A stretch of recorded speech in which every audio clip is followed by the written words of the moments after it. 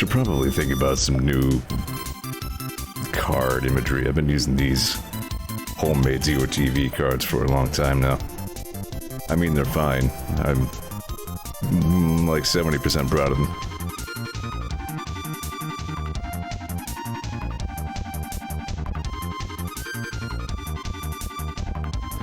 Mostly I just really like the paint.net file for the Zeor TV card is honestly a pretty complicated thing. It has like a million different layers that I can configure to save different versions of it. Like if I don't want the giant Zeor TV, I can go ahead and just drop that part out of there.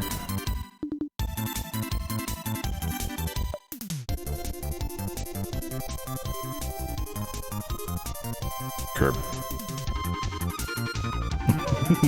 Magnet. Oh.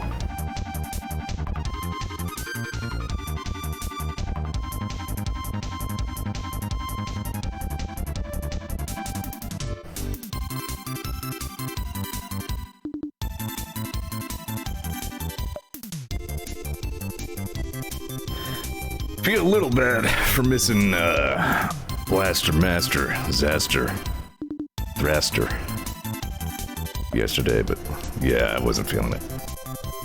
I felt like my ears wanted to start whistling. Like nobody told my head there was going to be a massive low pressure zone.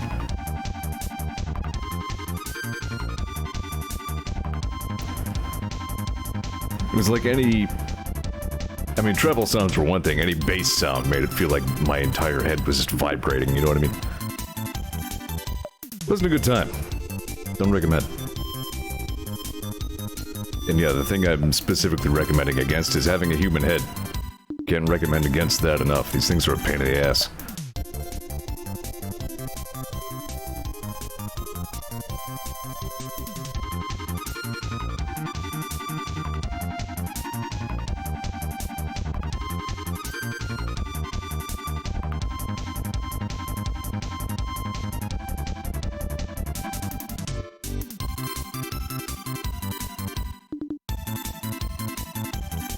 I never earned Kirby Superstar, but I rented it probably a couple of times.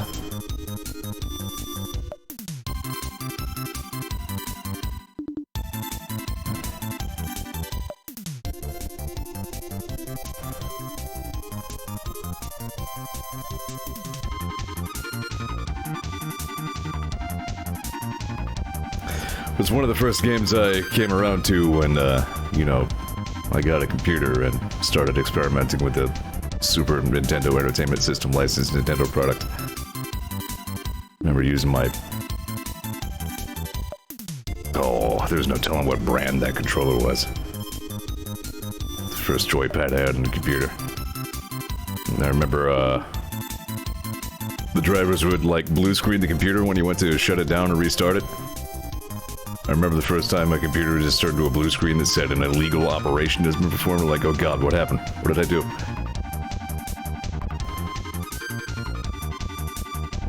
Windows 98.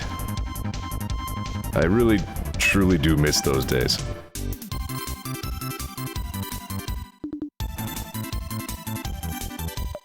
There was something about there's something about that late 90s PC particular brand of cheese that I think is extra nostalgic because there's practically no way to come back to it. None of that stuff emulates anymore. Because none of it was built for, like, future processor clock speeds. Like, practically anything, if you can even get any Windows 98 era programs to run on Windows 10, it's gonna become running at, like, 5,000% speed. I should try to get a virtual machine spun up and do some, like, super retro shit if I'm at all able. Stream a little bit of Ooze 3.0 for you. That was the first game I really loved on my own computer, Ooze 3.0. Just a little, sliding tile puzzle game. It had a lot of personality. No small amount of, like, asset theft, either, for that matter, as I think of it. But still, its particular potpourri of dubious assets was memorable. Hang on, close GOG Galaxy. Like, your job is done. You have launched. You can live on the taskbar now. I mean, if you must.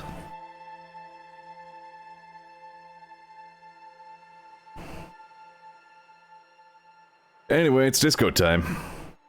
Time for a nice, light-hearted, funky party and disco stream. With funny pants. Bright lights. Right. It's the middle of the night. Kim's gone to bed like a responsible adult. I'm just out here looking at funny walls and talking to suspicious people on balconies and finding coats in locked containers that I broke into. I was thinking I might talk to Joyce a little bit while I'm out here, but I think I'm actually going to save that. I think it might be better if I meet Joyce while Kim is with me. It's not like a huge deal or anything, but probably for the better.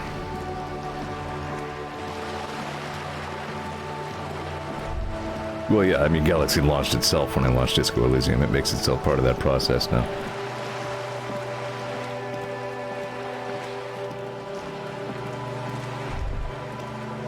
So, that said, I don't believe there's anything else that we really need to do tonight. I think I'll just go to bed.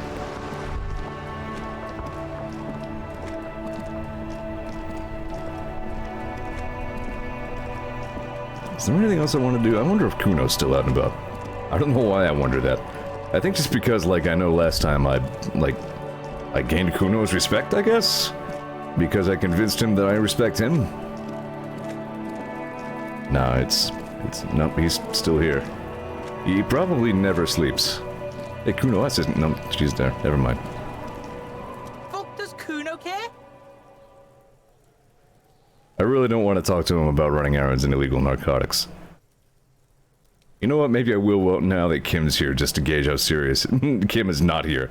Just to gauge how serious he is. What was that about running you an errand and illegal narcotics, Kuno? Kuno gets it from his dad. Kuno and his dad are major suppliers. That's where Kuno gets his lightning on. His eyes bulge, their veins reach out like tree branches. Problem is, Kuno and his dad had a little falling out. Now junkies clawing at Kuno's door. Streets going mad. Kuno's got to throw his dirty popo man at it. Okay. Dirty popo man is you. In there is Kuno's violent dad on steroids. Kuno's dad does steroids and speed. If you can take him, you can have half of the speed. What? Who's your dad, Kuno? Kuno's dad is a fucking monster. He's the most violent man in Revachol. He doesn't give a shit about a single thing. He drinks too. Are you sure you can take the most violent man in Revachol in your condition? Yeah, maybe I won't get into this without Kim, actually. How much material are we talking about? Like half. Half of what? A baggie, but like in this vial. That's half a gram, sir. Half a gram? Yeah, half a G. Want it or not? That's not very much material at all. Fuck you talking about half a G? This shit is giant, grade A shit. So clean you can barely see it. You can barely see it because there's barely any. I've made up my mind, Kuno, and this is what's going to happen. Okay, Kuno's listening.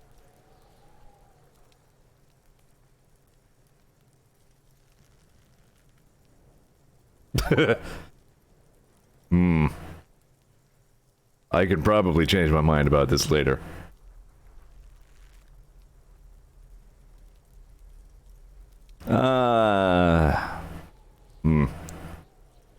Why am I so hesitant to commit to even something like this? Going in there, not for the speed. I'm going after the most violent man in Revachol. I bet Kuno would like that. Sure, whatever. If you survive, make sure to bring that shit back to Kuno. Kuno's almost out. You wouldn't like the Kuno when he's out. Just get in the apartment building. Kuno knows you already fucked your way in. Kuno knows everything. He's not wrong. Go to room 12, first floor, and kick down the door. Police violence style. Kuno style. And then it's action time. You're locked in the room with violent fuckheads. That's it. Next time Kuno sees you, you better have his shit. Well, I don't know what the hell I just got myself into, but okay. Hey, can we talk about the dead guy, Kuno? The fuck about it? Do you know who he was? Kuno's fuck imp. Kuno uses the fuck imp for target practice. Right. There are contusions all over his body. Did you do that? Fuck are you talking about? What is this contusion shit? He grabs his head like it's suddenly hurting. He says you're stupid, Kuno. They want to make you stupid again. Contusion is a bruise. I'm talking about the marks your stones left on the corpse. Oh, did Kuno make your shit sniffing harder? Obstruction of shit sniffing? This is Kuno's kingdom. Kuno fucking rules here. Yeah, this conversation isn't going much different than I remember it. Have you seen anyone suspicious around? Just a lone pig trying to sugar talk some kids. That seems pretty fucking suspicious to Kuno. Yeah, you tell the faggoty, Kuno. Yeah, this was not productive whatsoever. Alright, later, You're Kuno. testing Kuno's patience here. Get lost, Yeah, I'm trying to. Kuno doesn't fucking care. Meanwhile, in sadness dimension.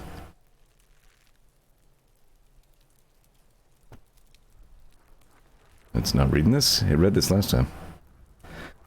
And the little guy gets smaller and smaller as you rise above the dollhouse world. You see him out in the snow, on the streets, in the shop on the corner, and finally in a matchbox house. Sitting by the window, white flowers on the windowsill. You could smell them from up here. It's awful.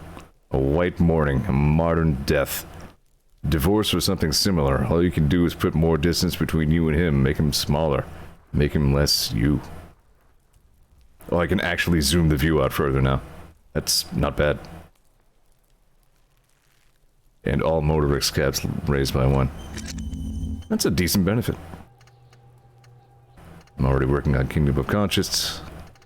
Rigorous self-critique. That's like, I hate myself, right? Yeah, sorry cop. That's the sorry cop. Okay. That's the quote benefit unquote of sorry cop. Yeah, apparently I'm way ahead on sorry cop, even when I'm not trying to be. Like, even when I'm trying to be anything other than sorry cop, somehow I still...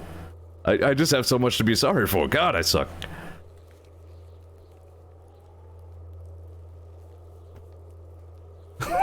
Since I started streaming, I've gotten 3 kills. I've solved 216 cases. No. Alright then. Last time I hucked some guy's ball into the ocean because I thought I was playing a different kind of ball. It was a really good throw, though. Weird door in the whirling rags. Some union assholes. Clothes in the trash. Somebody or another put the victim's clothes in the dumpster. Find the traffic hooligan. Give Gart money for tomorrow night's hotel stay. I found a guy hanging out on the balcony of that apartment building the other day, but that's another thing I probably shouldn't get too heavily into without Kim around.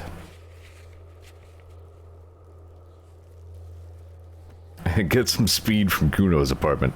Take down Kuno's dad is optional. Gotcha. What have we got for checks? A challenging savoir-faire check. Try that again later. Actually, it's white. I guess I can try it again whenever. But make sure I'm not wearing my bad at savoir-faire clothes, which I think, unfortunately, includes my pants. Yeah, there's a penalty to savoir-faire on my pants, and also... my shoes. Well, shit. Like, do I have to find replacements for these things, or can I just... Alright, I guess I could just try to jump pantslessly next time. I'm sure Kim will love that. Kim will be like, you've got this. You look athletic enough. Just be like, alright, Kim. Alright, I got this. Whoa, what are you doing? Gotta take off my pants. Why are you taking off your pants? Savoir-faire, Kim. Savoir-faire.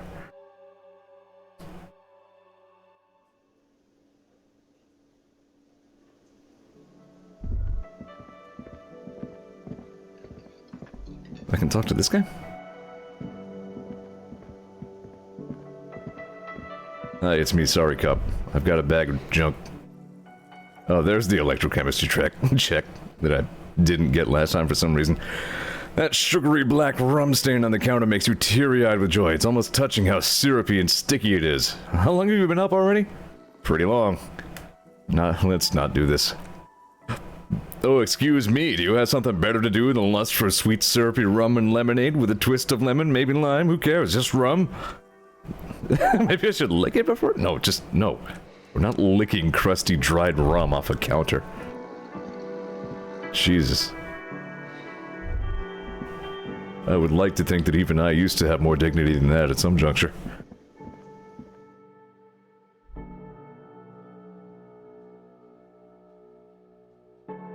Kim's staying next door to us now.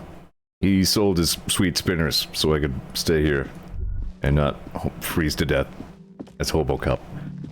Because he's a spoiler sport. It's no fun at all. I think I already retried and failed this, encyclopedia check. Yeah. I could try to fix the sink just for funsies. I don't really have any reason to, but I don't really have a reason not to.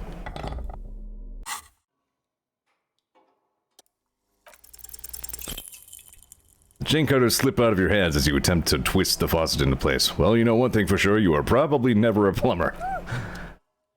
You don't know that. You don't know how many turtles I've jumped on.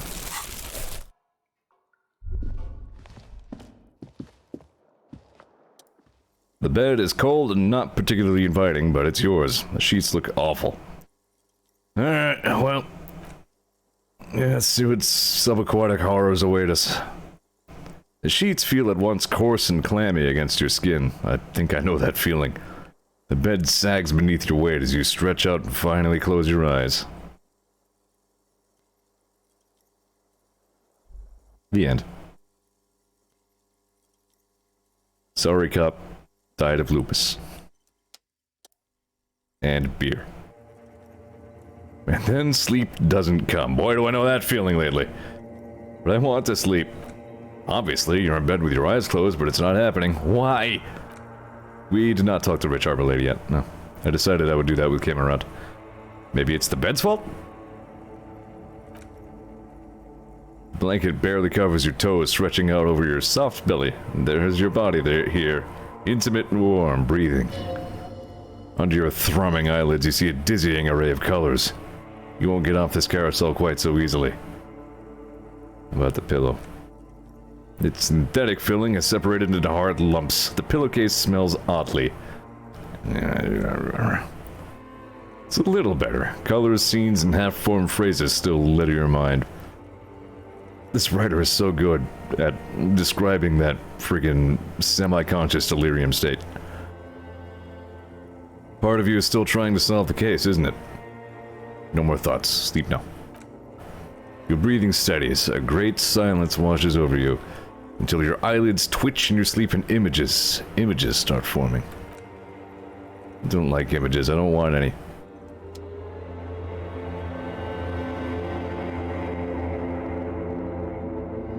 Not sure if I remember this part.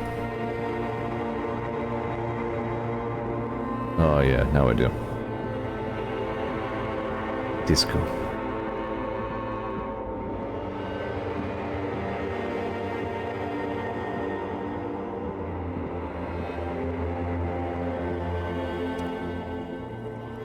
Do you remember the scent of your childhood? I remember nothing. Do you remember your wife's hand on your face? I was left. That's right, funky baby, and you just stood there. One hand on the bottle and the other on your dick, watching her go.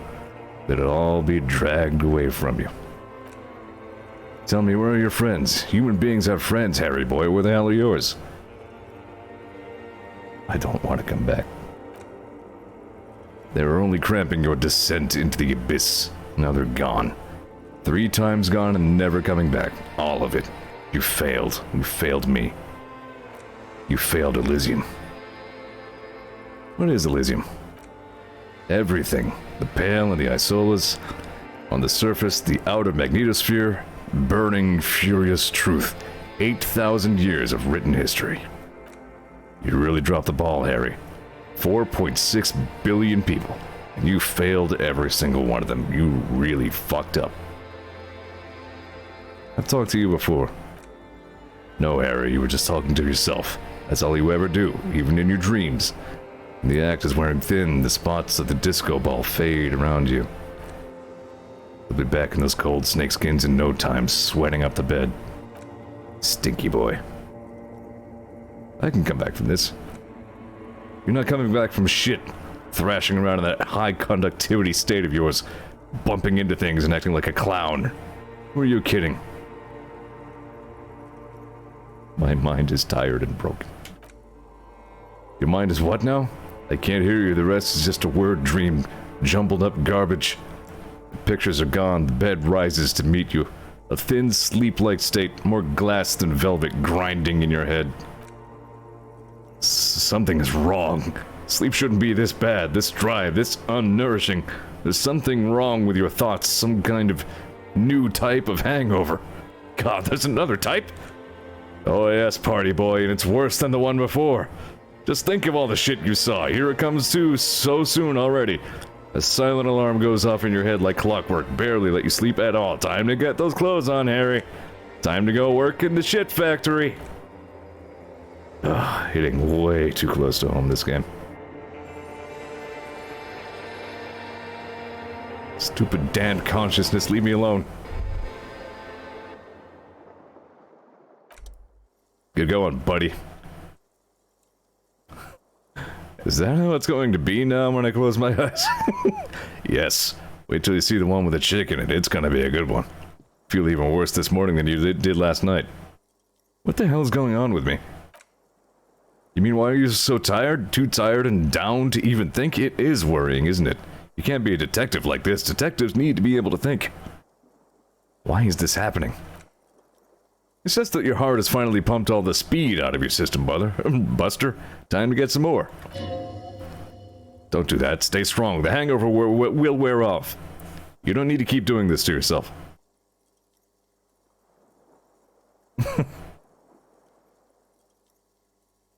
No, I am not going to go looking for speed.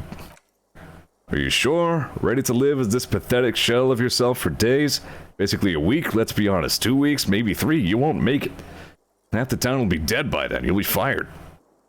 That's a lie, I can do this without the speed. Half the town won't be dead, probably only a quarter. Suit yourself, slow, sad shell man. Let's see how you do without your spark. And I'm now locked into the bed, no speed ending. Where I'm walking along and my head just rolls off. I just have head fall off disease. Just dunk. Kim must already be out and about.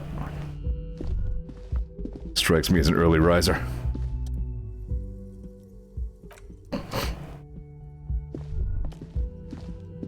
So, day 8 of the body hanging in the tree, huh? Still working on that one. So we need to get the body down from the tree. Oh great, the union's here already.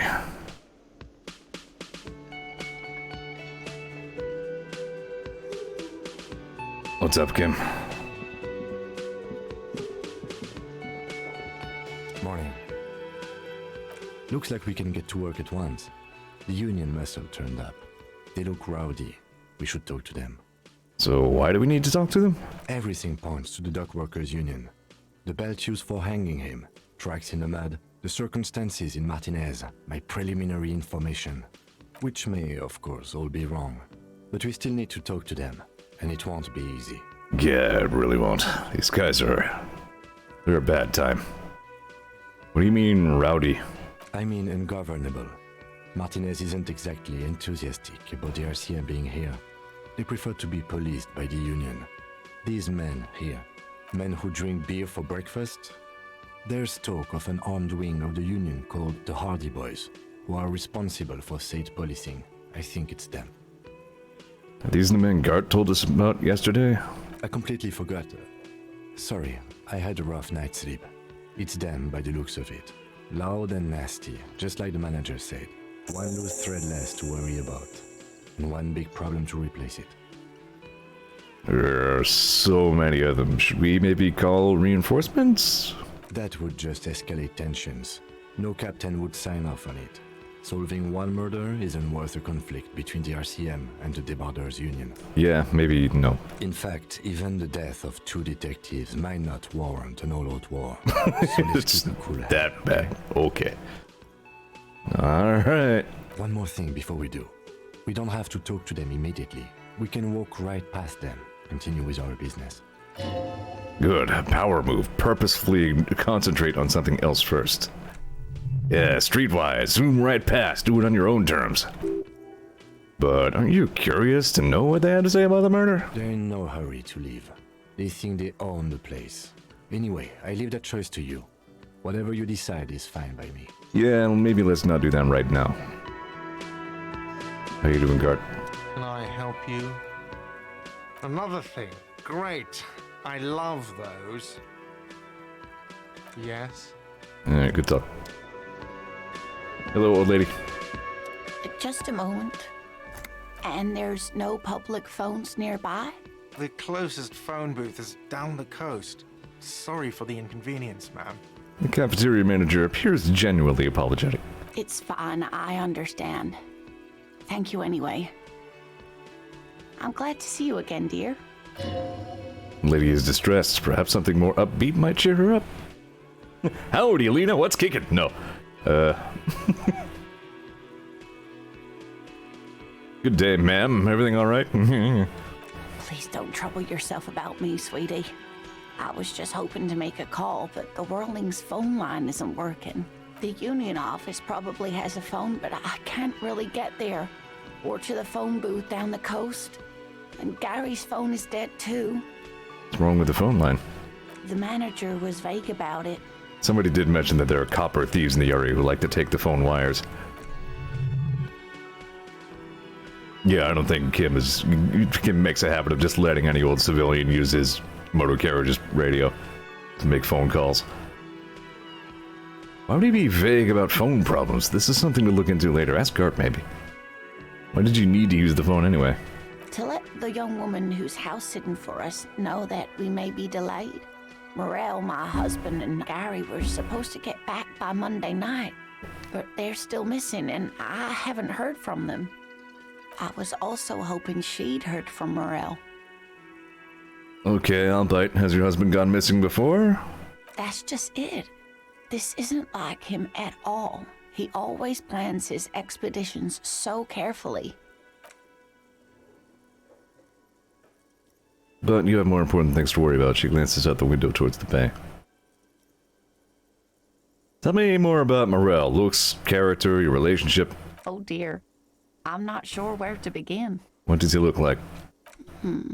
Well, his expression is slightly grumpy, but his eyes are always bright and curious, like a small boy's.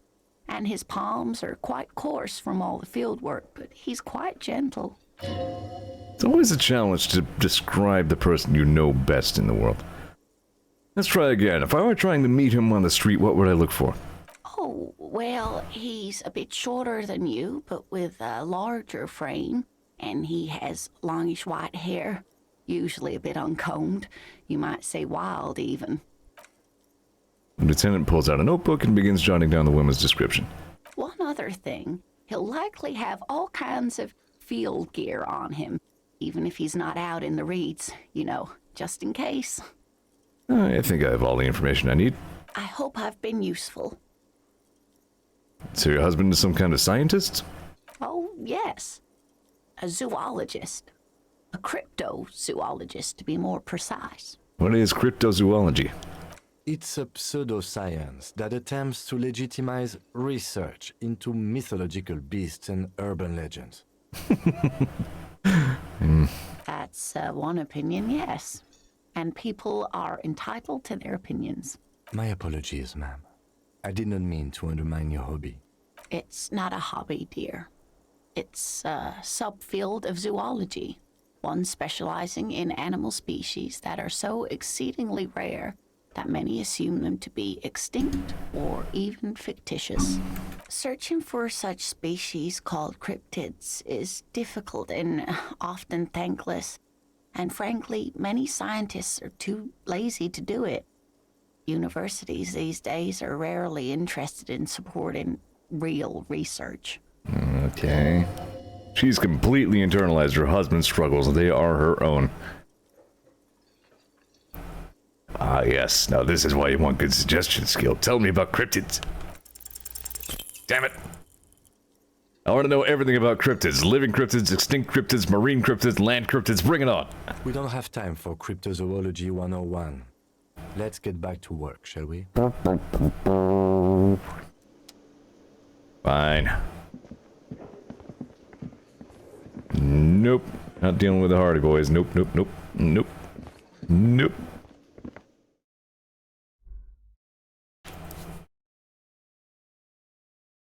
We gotta come back to the cryptids later. I'm sure something will raise my suggestion skill. Look at all that zoom out. See the whole world.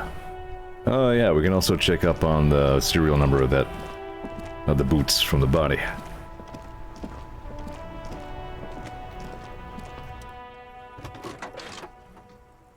You know, because I'm sure they'll have that report ready at 7:50 in the morning. No, that's enough fun with the foldable headlights. I know they are mesmerizing. They're also fragile. I'm not going to turn it on for you again. You never let me have any fun, Kim. This is Precinct 57. How may I assist you? Have you heard back from the ICP about the serial number? Yes. The armor was produced by Fairweather in their facilities in Bétancourt, sur la Clé in 42. It was part of a special order for Corps de Pharmacie, a security firm contracted to protect the interests of Oranese pharmaceutical companies in the Seminine conflict. So, it seems the armor went to Seminine. That's where the paper trail ends, though. Even the firm has proven difficult to track. Corps de Pharmacie has been renamed several times over in the years since the armor was issued. Do you know what it's called now? The most recently registered firm that the ICP has been able to connect to the CDP is a military contractor called Crenel, and the one before it was Downwell. I think they might be the same contractor. A suit of armor like this would have been manufactured with a particular person's physique in mind. You should ask for whom the suit was fitted.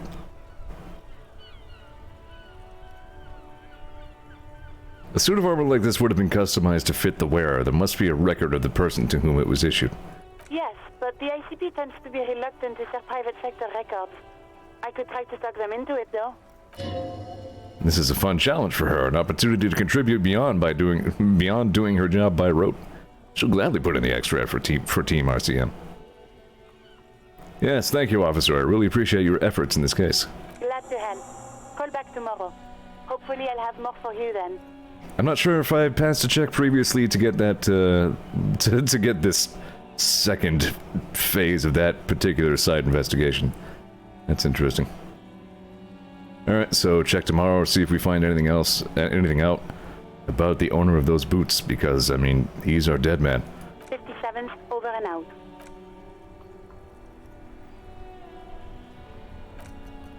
No, that's enough.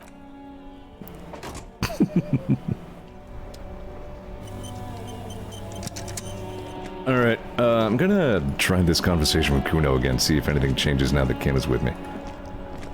Or at least see if Kim reacts to how I apparently agreed to go into her apartment and pick a fight with Kuno's dad.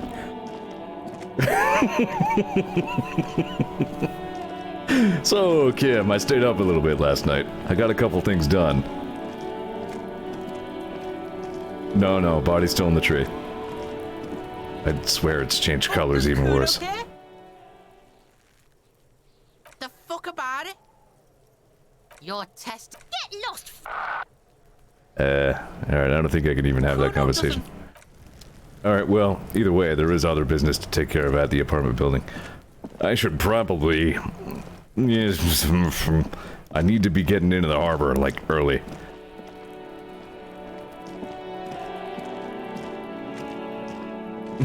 Because, I completely failed at that yesterday, thanks to my disco pants.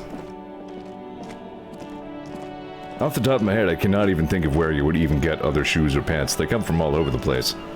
There are none that I can remember just... reflexively.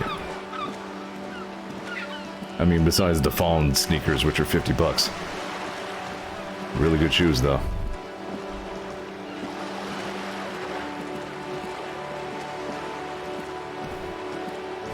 It's nice, you can zoom out to a point where, like, the fog of war is your actual edge of viewing distance.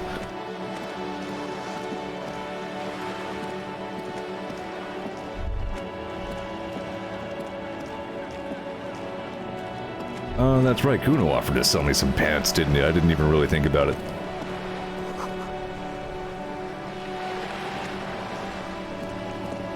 Plus, I still only have, what, $750 on me.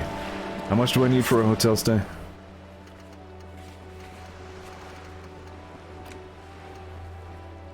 Only 20 real? That's not terrible. I mean, it's not great, but it should be doable.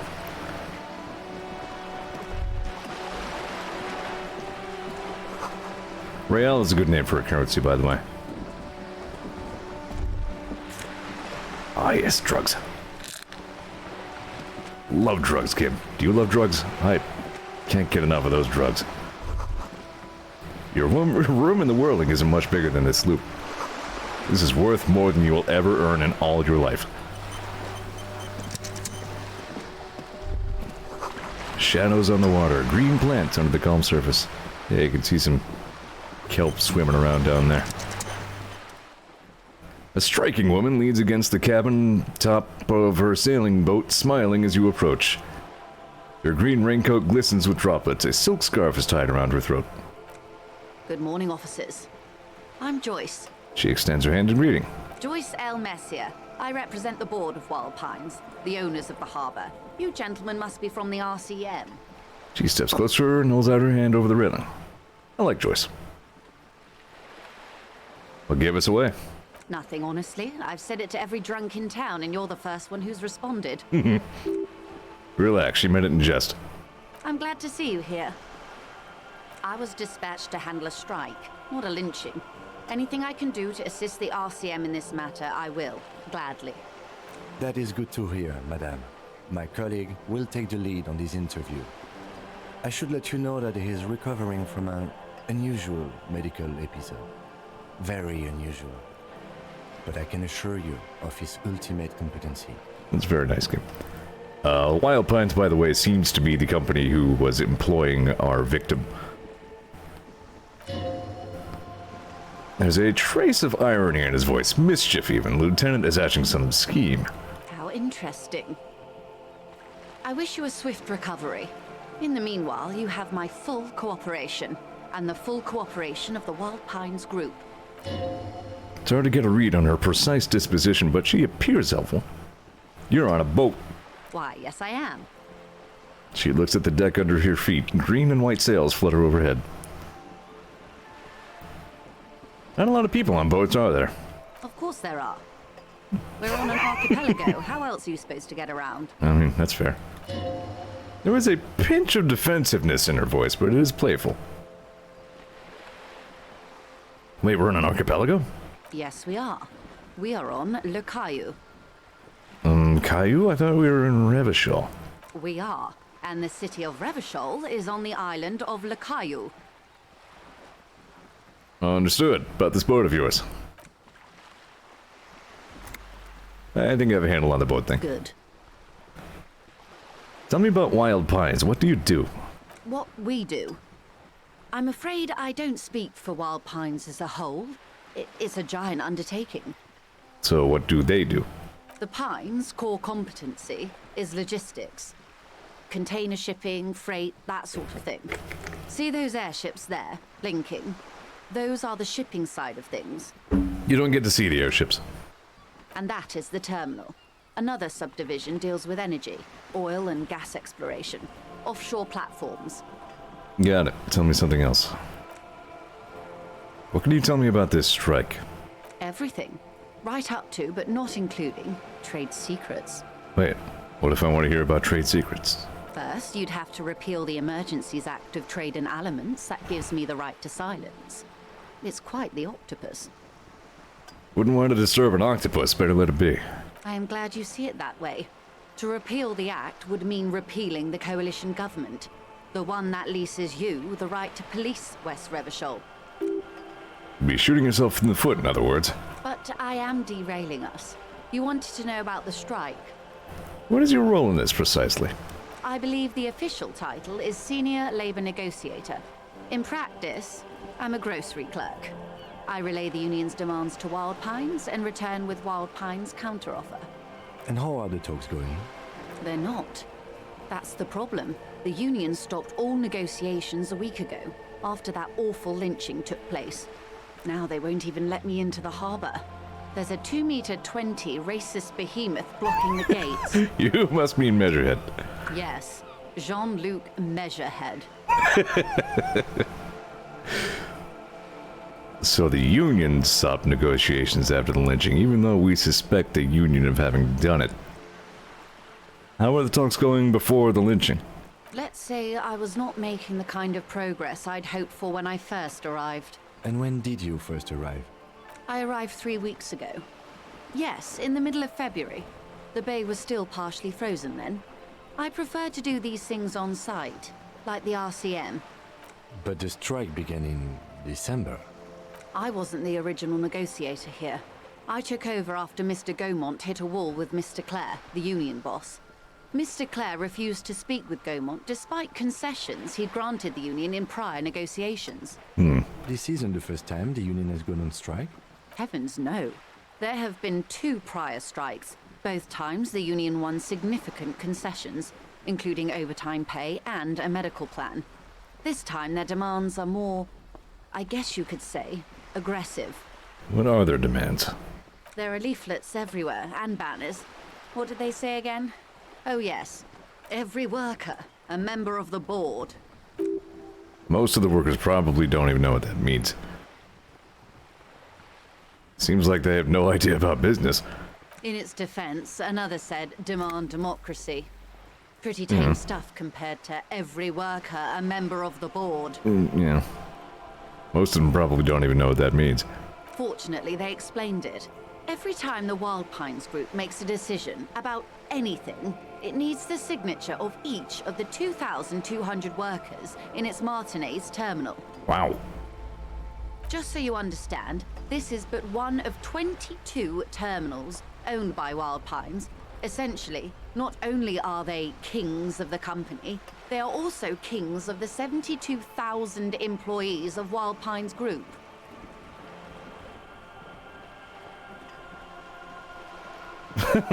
What do you? I don't know. What are you gonna do?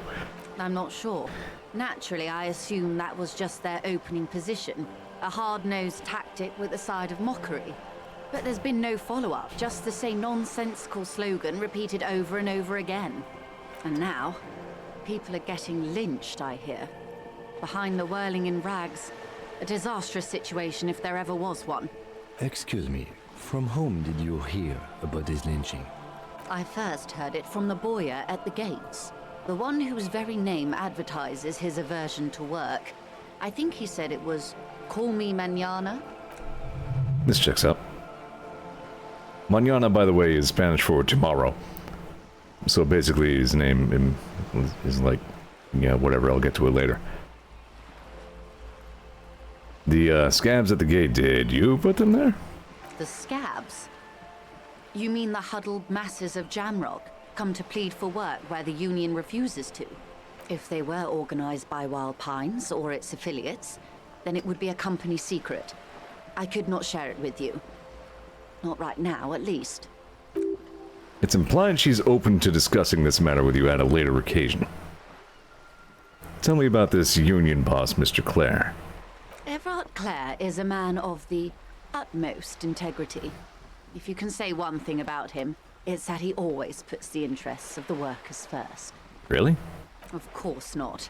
Everard is fantastically corrupt. I imagine he has a thick, viscous goo where you and I have blood. Is he that bad? He is the most corrupt individual I have ever seen, and I deal with men like him for a living. If there is anyone more venal, more irredeemably nepotistic, then it's his twin brother, Edgar. Wait, there are 2 of them?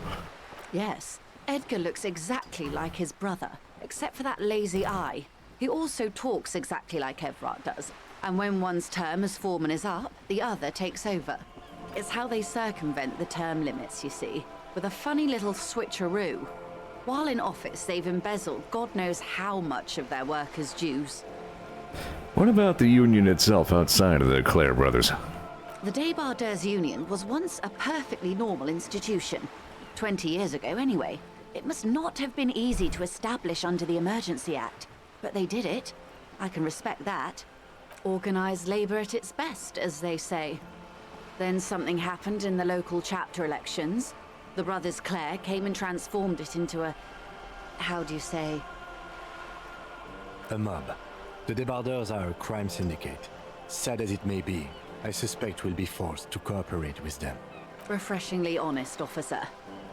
The company has tried appeasing in the past, but I'm afraid our concessions have only emboldened Everard and his brother. And your opinion, detective, if I may ask? I'm a curious and talkative person, you see. Would you say the Debardeurs Union is... A giant leech sucking the life out of Revachol. Indeed, and a hungry one. Sadly, Wild Pines have cooperated with what amounts to a crime syndicate for 2 decades. However much you feed the leech always hungers. One more thing, you said something happened in the elections? I'm glad you asked. There was a woman, the previous forewoman of the Union. She disappeared. Disappeared? Yes. On the last day of the local chapter elections, her daughter phoned in and said she wasn't running anymore, or coming to work. Ever. End of story. Eerie. Downright haunting, if you ask me. The Wild Pines suspected foul play, but what could they do? It was a Union matter. The point of the presentation is, these kinds of things happen around the Clares. Watch out when you're dealing with him. Thank you for your concern, ma'am. We'll be just fine.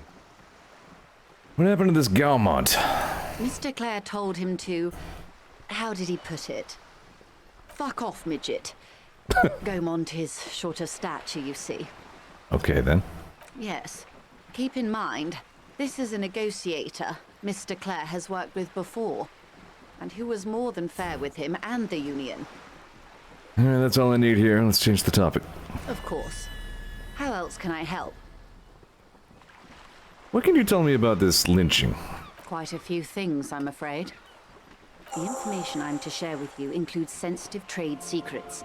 For the sake of my employer, I have to ask for your names and badge numbers. Of course, ma'am. We should have introduced ourselves. I am Lieutenant Kitsuragi from Precinct 57. And this is my colleague from Precinct 41. I'm afraid he doesn't have his badge at the moment. I hope mine will suffice. How curious. Why is that, Detective? Awkwardness washes over the conversation. The woman doesn't like this turn of events. Remember when my partner told you I'd recently suffered on an unusual medical episode? My lost badge is related to that. I see. So, are you saying you lost your badge during the course of this episode? I could have eaten it for all I know. I don't remember anything. This world, the city, nothing. Oh dear. Some kind of encephalopathic amnesia. I don't even know how to respond. Man, that word has too many syllables even for me. I do believe you, naive as that may sound. I simply can't imagine what you gain by faking such a condition. As I said, ma'am, his technique may be very unconventional, but he is an officer of the RCM. Of course, I sympathize, but I'm afraid I simply can't share anything more until I've seen that badge. Hang on, she's a professional negotiator. She should be able to come to some sort of mutually beneficial arrangement. How do I negotiate my way out of this? Big suggestion skill. Go, Psyche. She's a negotiator. Just float a favor at her and insinuate. Surely there's some other way to demonstrate our law enforcement credentials. I will be frank with you. If I'm going to break protocol, I need to be able to justify it to my superiors.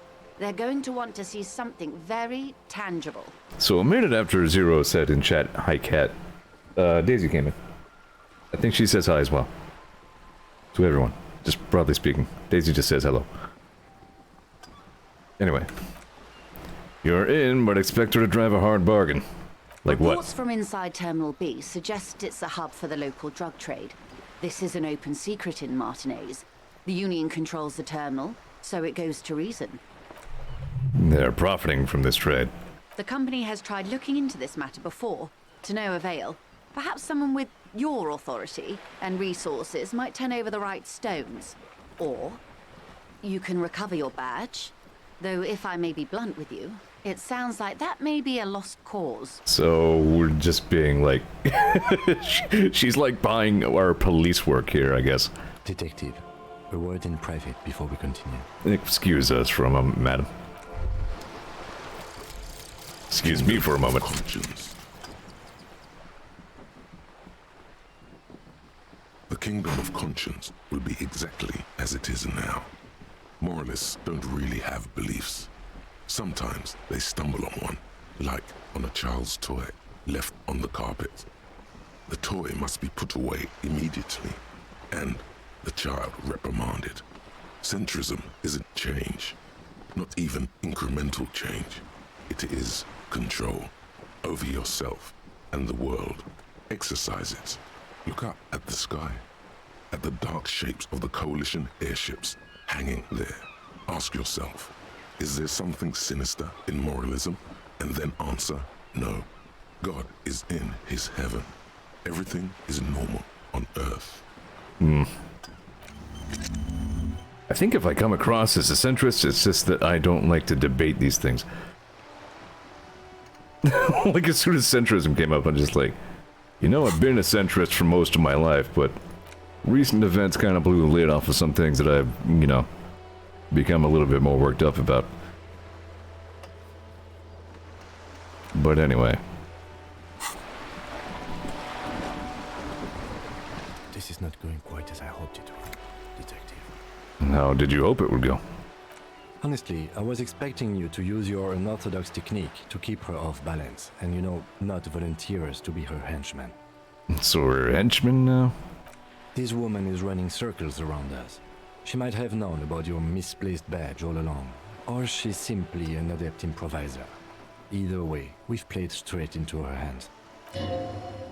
He doesn't let it show, but there was a limit to how much the consequences of your unprofessional behavior can cost the investigation. So what do you propose, that we don't investigate the drug trafficking? No. If there is reasonable suspicion, we must investigate. Otherwise, she could claim we are siding with the Union, or that we are on their take. We'd never hear the end of it. What I propose is, we ask her, then we investigate, briefly. But do not share the outcome of this investigation with her.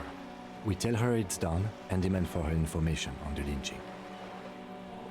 Let's get back to her then.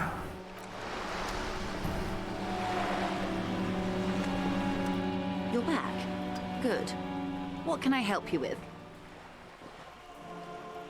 Okay, tell me about this alleged drug trafficking. It's quite straightforward. Someone is using Terminal B to smuggle raw ingredients from the Samar and Isola into Revachol with the Union's blessing. Wild Pines has suspected it for years. Ingredients for what, ma'am? Meth and dextroamphetamine, GBL, and various synthetic psychedelics. Honestly, it might be quicker to say what you can't make from the stuff. So let me make sure I've got this straight. Materials come from Samara to Revachol through the terminal. Yes. After they clear the terminal, we lose track. The actual production is taking place at various sites in and around Jamrock Quarter, north of here. Wild Pine seems to be well apprised of the local drug trade, ma'am. Do you mean to say the Union also produces the product? Sells drugs, I mean? We're in logistics. It's our business to know. And no. As far as the company knows, the Union does not produce it. They transport the ingredients for a cut. And you want us to investigate? Yes, but you won't get anything out of Evrat and the Dockworkers Union. Still, every chain has its weak link. The handoff, the motor lorries at the roundabout. Precisely. Someone needs to move the ingredients from the harbor into the city. Once they reach Jamrock, they're distributed to a network of local manufacturers well beyond our grasp. But in transit, they're vulnerable. Perhaps you've noticed that a number of lorries are tangled in a traffic jam at the roundabout just now. Interview the drivers who are still hanging about. One of them might be waiting for a crucial shipment. I'll be explicit. If you find this driver, I will share company secrets with you.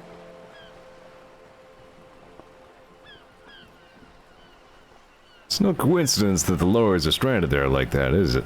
No. We asked East Motor Track to raise the drawbridge. The road company is a partner of one of our subsidiaries. However, this is a limited time opportunity. Once the complaint has been processed by the trade committee, they'll have no choice but to lower the drawbridge, and the operation will continue. That's a lot of sway to just trap all these people on the north side of that drawbridge. Thousands of liters of raw ingredients will pour onto the streets of Revachol. Not the east across the river, but the west. The vulnerable, the weary. Well, at least this solves one mystery. What is that, Lieutenant? Why I had to call East Motortrack and beg them to open a drawbridge for me. I'd wondered since I first drove in, on my motor carriage. I am sorry for the inconvenience, Lieutenant Kisaragi, but we need them trapped here. This is a unique opportunity. I'm sure you understand. We already have some suspicions that one of the drivers was present at the lynching. The two might even be connected. Or not. Though, if you have evidence to the contrary, I'm eager to hear it. As eager as I am to share it, Lieutenant, once the job is done. Okay, I've made up my mind about the smuggling investigation. Yes? We'll take this case, probe the driver, see what it yields. Excellent. According to my reports, there are at least 3 lorry drivers lingering near the roundabout. Hopefully one of them will know something. It may come to nothing, or it may just blow the case wide open. I can keep the drawbridge up for a few more days at least. You should have the time you need. In the meantime, let me know if there's any other way I may be of assistance. Do you know anything about these tattoos? That's the man who was killed. I'm afraid this is a discussion for once we've cleared the lynching question. So you know something about the tattoos? Better not tie the forestay to the batstay on this. I hope there is something else I can help you with. She wants to answer the question. Protocol is keeping her from it. You seem smart. I need someone to give me a lowdown on this reality we're in. This reality? The aim is to gain a deeper understanding. That was a legendary Inland Empire check. It's related to that medical episode. No, hang on, let's say what Inland Empire wants to say. By learning more about the world, I hope to learn more about myself. A sort of spiritual quest. Something of ancient Ilmaran origin. There's more than a trace of irony in her voice. Yes, a spirit quest sounds like the thing I'm on. You will find him a big fan of the ancient ways. It's part of his condition. Nothing wrong with ancient ways. Our modern ones aren't necessarily better. Ask away, officer. I'll help however I can. Alright, we're in. I know these all look good, but begin with the first, okay?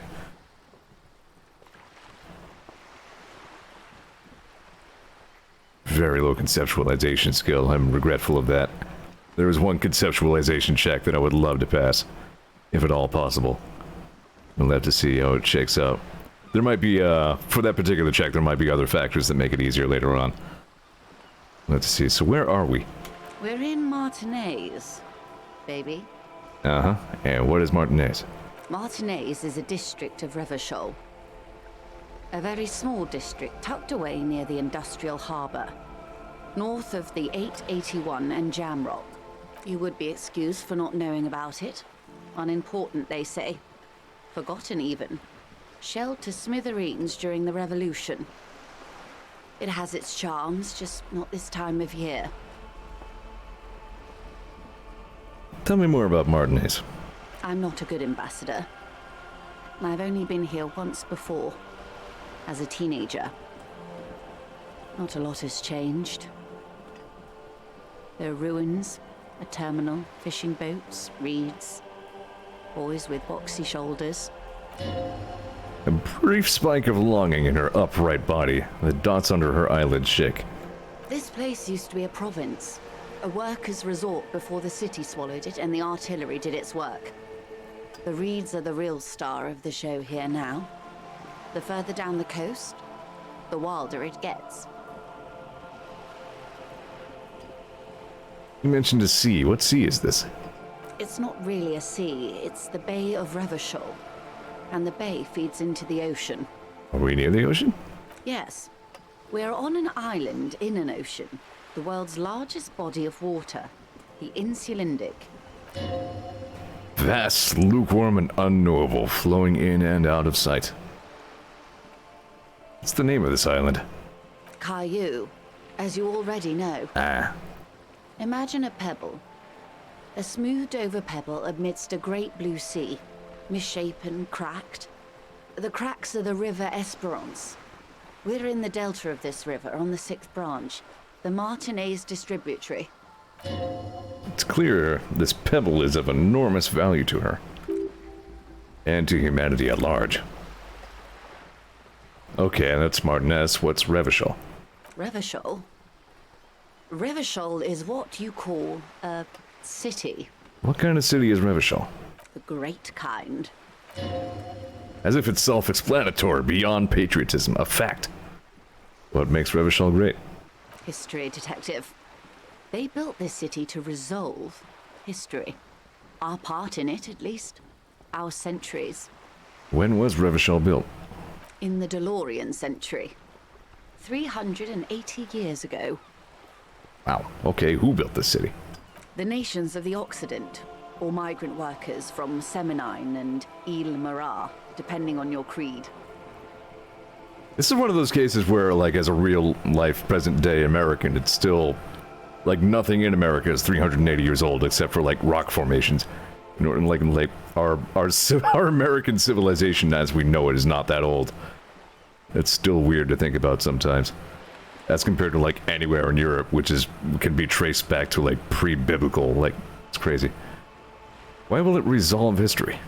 They say it's where the terrible questions of our time will be answered. The tensions are highest, the fault lines deepest. By that I mean conflicts. Ideological conflicts.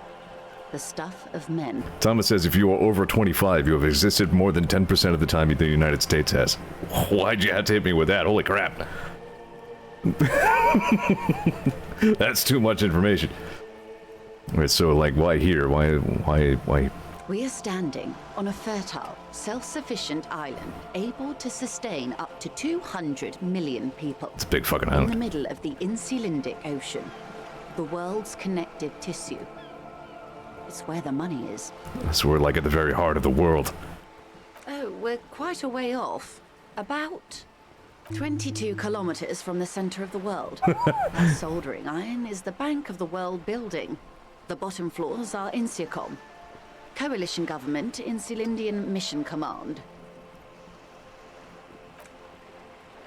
The water, the light, it's as though you're seeing it for the first time. There is no recognition, only the immensity of the sea and the cold radiating from it. She observes your eyes scanning the horizon and then breaks the silence slowly.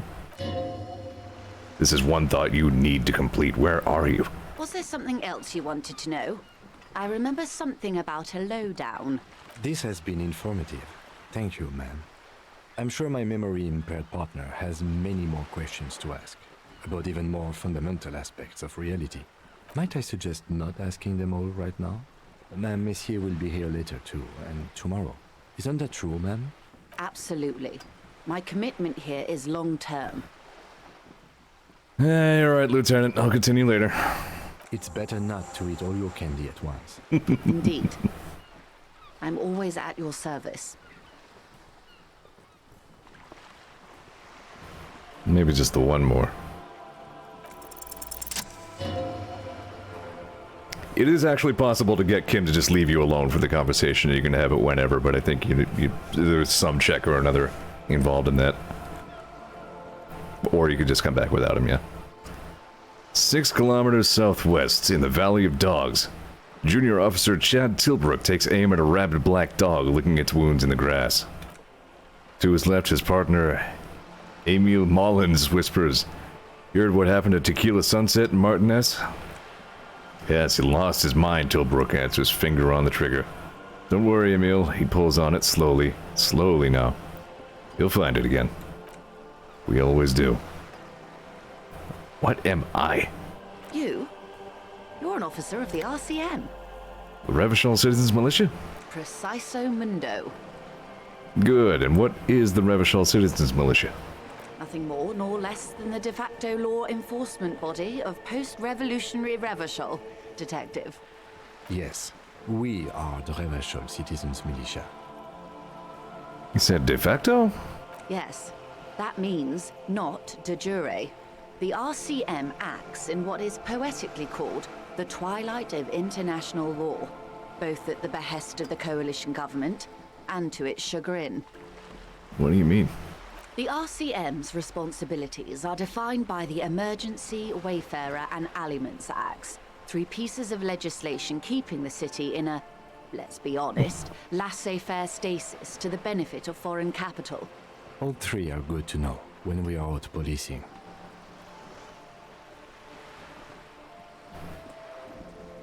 So I'm basically one of the good guys? There's nothing basic about your role, Detective. It's true that the RCM keeps everything the way our seemingly permanent provisional rulers like it. Yet, on the other hand, I know these people. I deal with them daily. Let me tell you, dear, they are not fans of you. Why? The post-revolutionary decade was a disaster for the coalition government. Revachol in the 20s was hell, especially on the west side of the river. Gang warfare, a botched privatization scheme, a nuclear pile meltdown.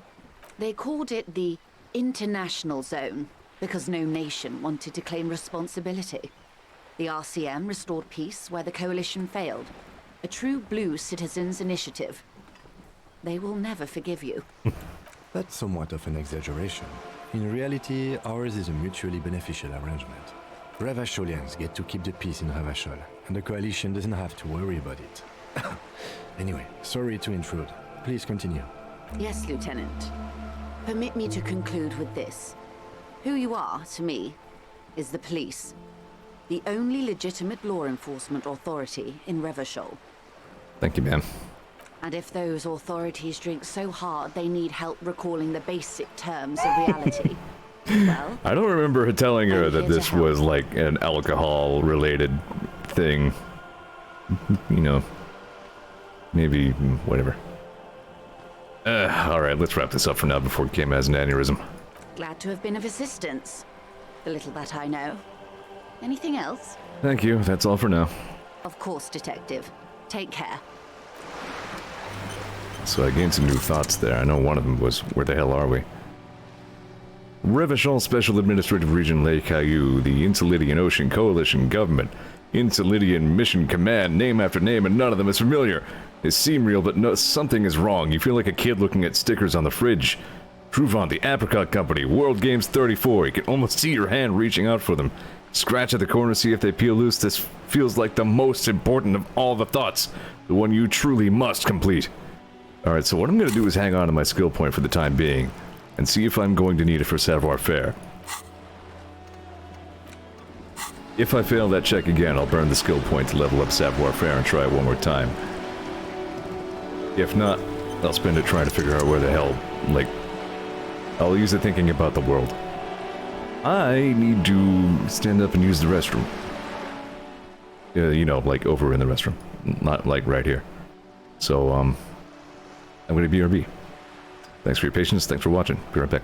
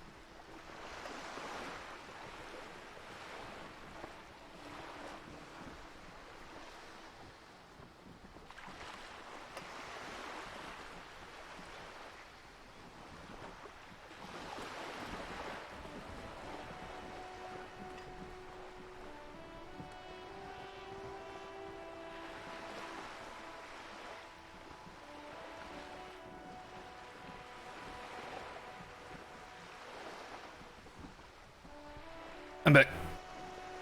Everything went fine.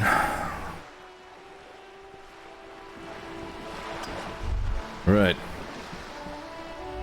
So, even before I do any of that, there were still other items of business to take care of in this apartment building, which I surreptitiously acquired a key to, if you'll pardon my ending the sentence with a preposition.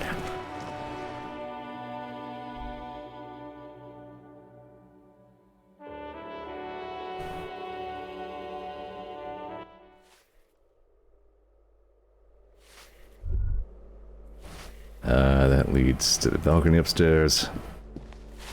Give me a moment. An elderly woman is leaning on a broom, her knuckles white as bone. She seems to be having difficulty breathing. The cold never does any good for my bronchitis. This won't take long. I only have a few questions. Go ahead then. What do you want to know, policeman? She's the cleaning lady. She knows the floor plan and the residents. So, who are you? I'm no one. Just an old woman who cleans these hallways. Do you live here? If you can call it living. I have a little room upstairs right next to the coal room. It's barely bigger than a closet. But I don't complain, no. I have my bed and my aching bones to keep me company. And that's all I need from this world. I am looking for a Martinez. Oh, you'll find plenty of Martins here. Don't you worry. She smiles a gap-toothed smile when she hears you mention the name. No, you don't understand. I'm looking for a real person named Martin Martinez. He told me he's Martin. Seriously, Harry. Pea-brain. Someone played a trick on you. Martin Martinez is a name for anyone who comes from Martinez, like Jim Jamrock or Raoul Ravachol. Whoops, you really didn't get the joke there. I thought it was obvious. Anyway, officer, we don't have the witness's name. Indeed. That's what happens when you're a low intellect build. About a young male in his mid-20s, dark hair, skinny build, smoker on the balcony. Know where he lives? Yes, I know who you mean. The scrawny boy who's always smoking like the devil, right? Somewhere in the building, a child starts crying. You hear radio tuned to a talk show and someone taking a shower. What's he in trouble for? No trouble, I just want to talk to him. Do you know where he lives? Talk? He lives upstairs in room 28. Go to the balcony. It's one of those doors there. He's usually home in the evening. Thank you. We should go check out his apartment on the balcony. See if he's home. I am also looking for the parents of a kid named Kuno. The waiters are at the end of this hallway, right next to the communal bathroom. I have a few questions about these apartments. Ask away, policeman. What can you tell me about Cindy? The artiste? Nothing I can do about her, I'm afraid. She ruins the walls faster than I can clean them. Still, she leaves an old lady to her business. More than I can say for others. Well, that's all, thanks. Thanks, I'm off.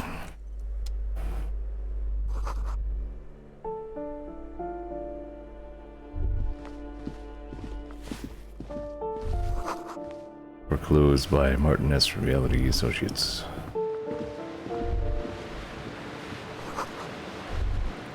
I'm still gonna keep pronouncing it Martinez, even though everybody else is saying Martinez. It's baked into my head that way because the friggin' loading screen tip spelled it as such.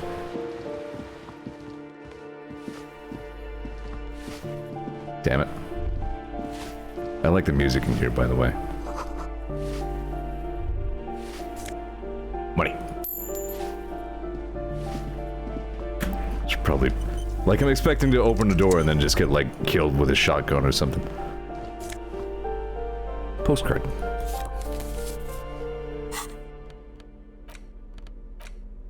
This crumpled up postcard depicts an open-air market in Boogie Street 5 years ago. Boogie Street. A vendor smiles as dead roosters line his stalls, hung by their feet from the canopy. Red blood flows onto the muddy street. Blurry shadows of people pass.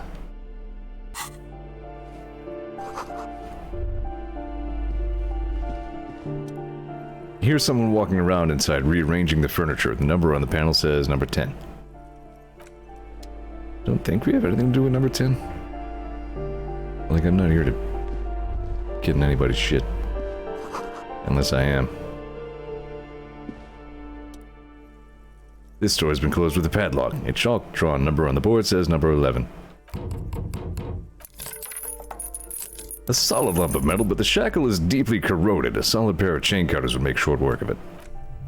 Better whip out those cutters. But why, though? Why not? You know what? Let's mess with some shit.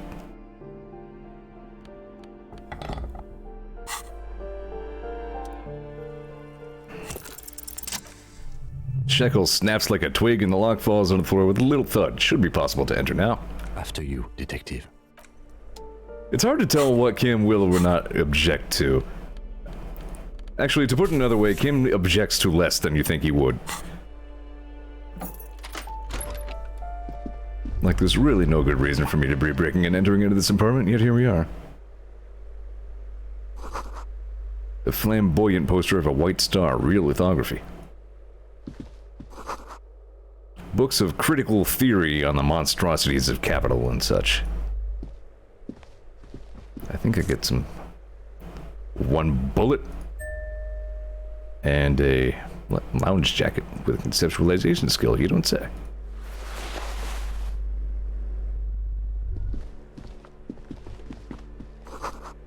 Photos of revolutionaries posing with guns.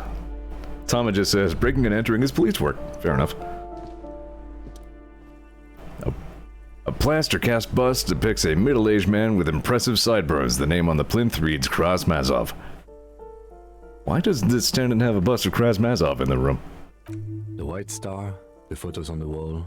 I think we have broken into the apartment of a young communard. How fitting.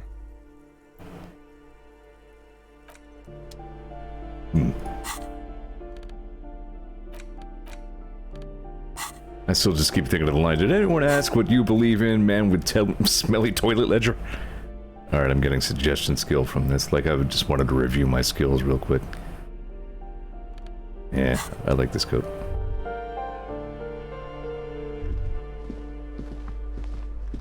Lieutenant, I found a bullet. Maybe we can throw it real hard at some guy. I mean, as long as we're messing with apartments, let's be fair. The walking stops abruptly, but no one comes to the door. You can feel tension on the other side. A poor communard, from the looks of it. The room is barely bigger than a closet. I'm sorry? Mr. Narrator Voice, I think you missed your cue there. A cue that you did not receive because you're not supposed to read this stuff. This time the steps come closer. Who is this? Demands a female voice, wary intent. This is the police, open up. Do I have to open the door? You hear the clicking of heels again as the other side walks right up to the door. Her tone is now getting a defensive edge. Do you have a warrant? I'm not obligated to open the door if you don't have a warrant. Let's go. We don't have a reason to get inside that apartment. It's generally easier to do things if you have literally any reason. Yeah, fine.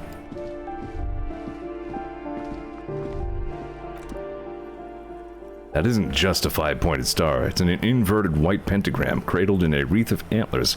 The iconography of communism, in other words. The starred antlers was developed in the 6th decade of the last century and quickly adopted by Mazov and the communards during the revolution. Even today, half a century later, the star and antlers retains the ability to evoke hope, disappointment, and fear in equal measure. Why is the star upside down? To symbolize the toppling of the old order. Also, some social democrats were already using it. What's the deal with the antlers? The wreath of antlers represents a natural crown. It was about building a society that could exist in accord with the natural world and at the same time above it. What does it evoke in me? You see noble aims, but also mountains upon mountains of corpses. They should have taken a more measured approach. Also, you're really smart. Yeah, that sounds like me.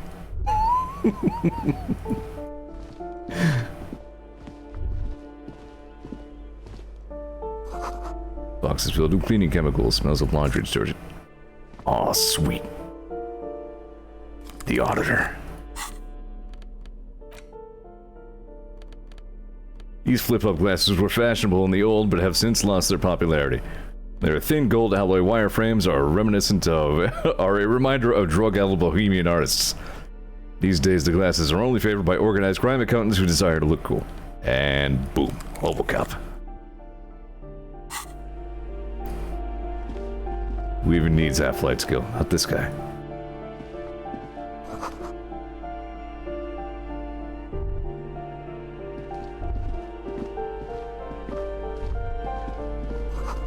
See an old shoe rack. Steel shoe. A shabby door hangs oddly on its hinges, secured to the door frame with a safety chain. An unpaid energy bill is attached, threatening to cut off the electricity. It's addressed to Mr. Uno de Ruyter. Looks like we found where Kuno's dad lives. And the place comes with 3 months' worth of utility bills. No response. Alright. Let's check this out. See if Kim has to shoot a guy. You know what? I think I need my smelly toilet ledger more than I need a bag of tear at this particular time. There we go, good. -3 to authority. Good, good.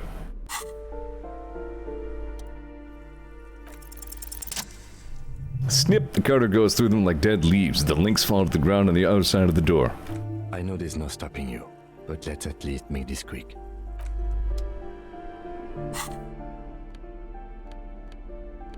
It's okay, I've got my tear bag.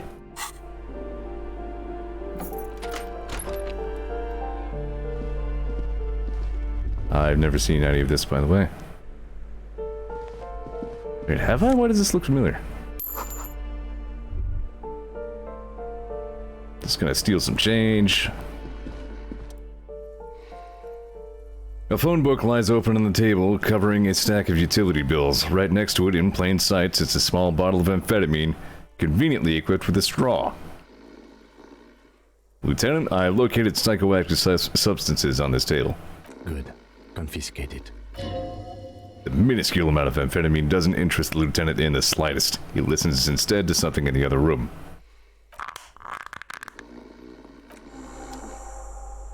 Yeesh.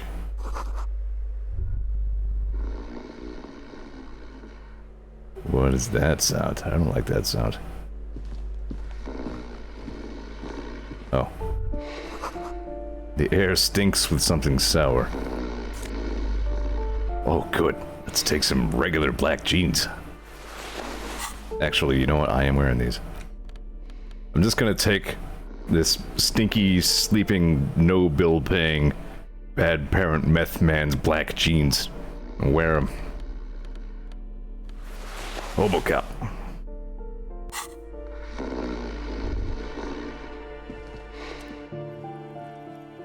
A bundle of clothes heaped on the bed, a stained parka, some towels, and a duvet, some socks even.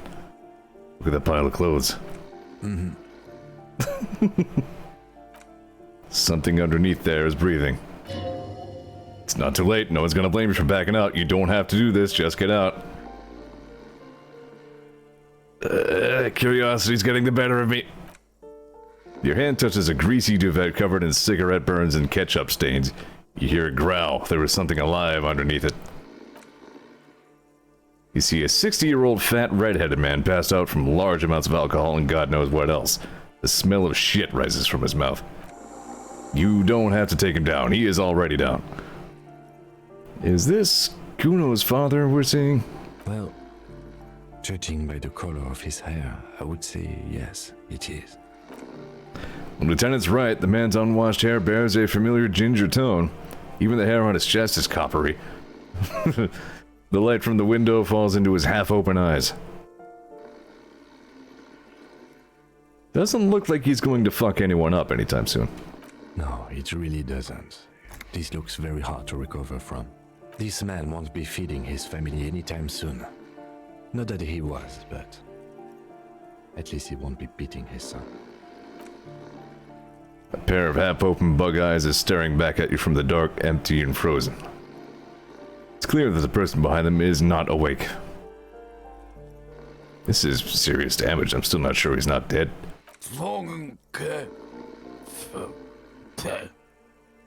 3 words managed to escape his mouth along with a strong stench of alcohol. Look, he's trying to communicate.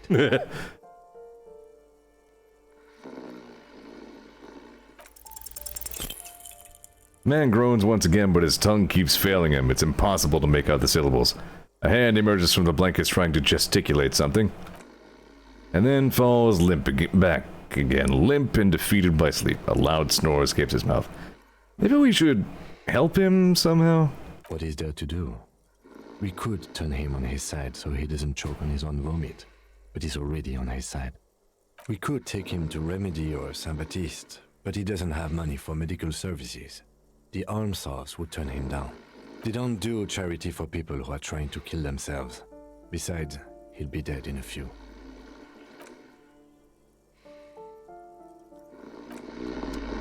Alright then. It was a close one. I thought I was gonna have to show you the dragon, Lieutenant. I thought I was gonna have to unleash the beast.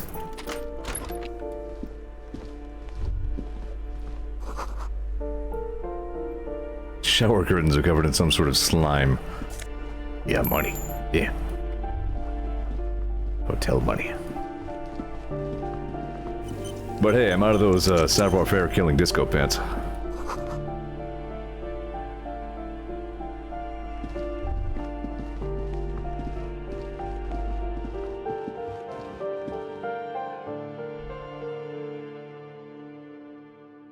Yeah, pretty heavy.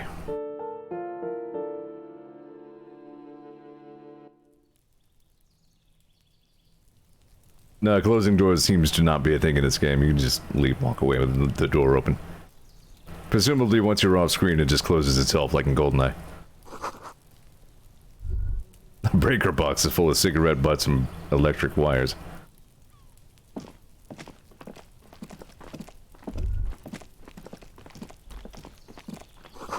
Just a door. Nothing for you here right now.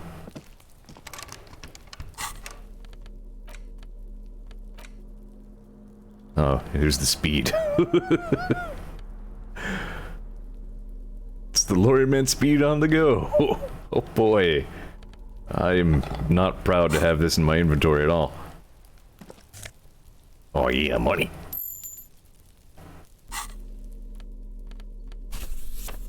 Smelly toilet ledger.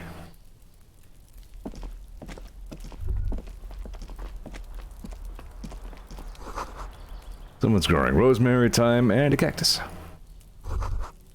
Door to apartment 30.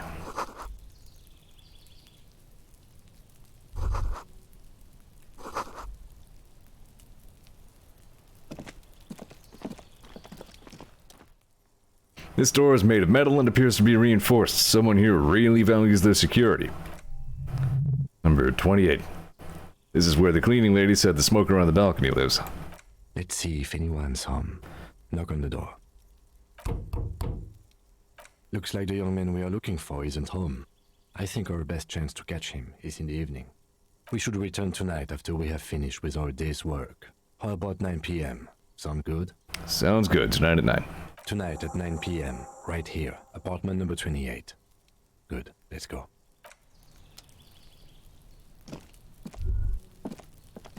There's a whole bunch of tear up there, but I can't reach it yet. Wait. What are you? Your money. Old book, yeah.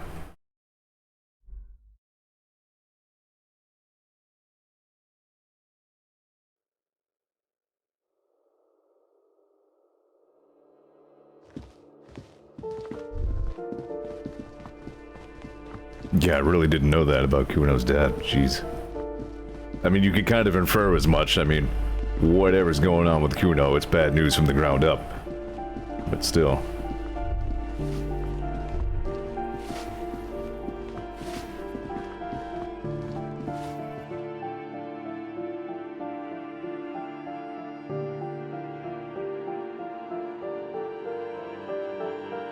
Hey, Captain.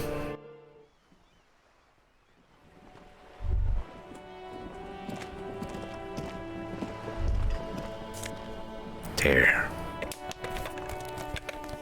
The ruination has come. The broken arches betray the once grand history of this building. It towered over the harbor until it happened. A great force from the northeast fired into the city. Heavy artillery shelled the coastline. Fired from the water, a straight shot into Revachol.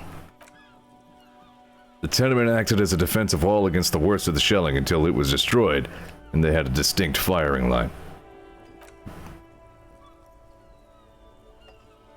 The waves of the Martinez Inlet roll over the fallen remains of the building. The dark waters obscure the better part of the remains. What didn't fall into the ocean was used as scrap. What wasn't used as scrap was thrown into the ocean. Those arches acted as support for something greater than what you see now. Only 3 stories stand where 9 to 12 once did. Restoration has failed. What the shelling took out was never rebuilt. Who did this damage? A fleet, the combined armies of Occident and Grodd with Mesk volunteers, a 5-nation army, hundreds of vessels. They massed airships further down in the Bay of Revachol. The artillery was so powerful the ships not only required gyroscopic stabilization, they were anchored to the ocean floor as well. Wow.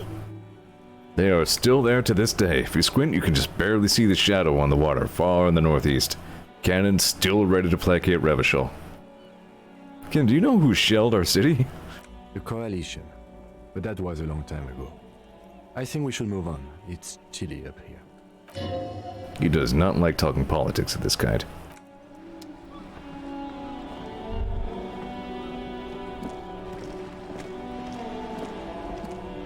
Look at my dumb friggin' flip-up shades. Hi, Cindy.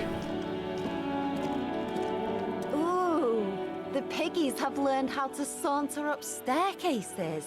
I didn't think you could do that with hooves. But here you are. That's right, we've evolved. Yeah, I can see that. Cool mutations. That smell coming from her paint bucket, it's not paint, it's heavy fuel oil. Is that heavy fuel oil?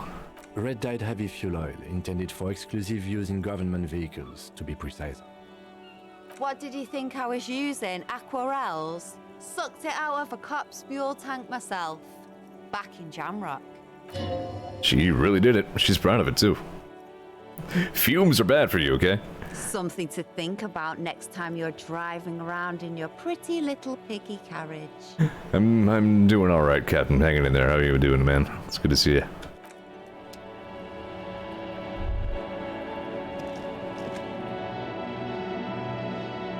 Boy, do I like Disco Elysium, though. Like, it's a completely different pace of stream than any other I've ever done, but my own enjoyment of the game is enough for me in this case. I'm honest. Someone's been sleeping here recently. Probably Cindy. Enough coal to last several winters. Smells of chemicals. Nice. Yeah, it sounds like some people are finally starting to get PS5s. That's good. There we go. That's what we need. Some plus electrochemistry and minus reaction speed pants. There we go. That's the good shit.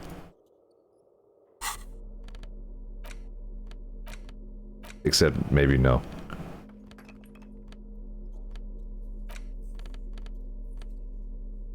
What tool do I need for this? Probably crowbar? Horton wants to get his crowbar. Wow, almost $5. Captain says, oh boy, gotta use my slow pants. I mean, I pilfered these jeans off the laundry line and some guy, like, dying of alcohol poisoning. You know, if you want a barometer for this game's tone.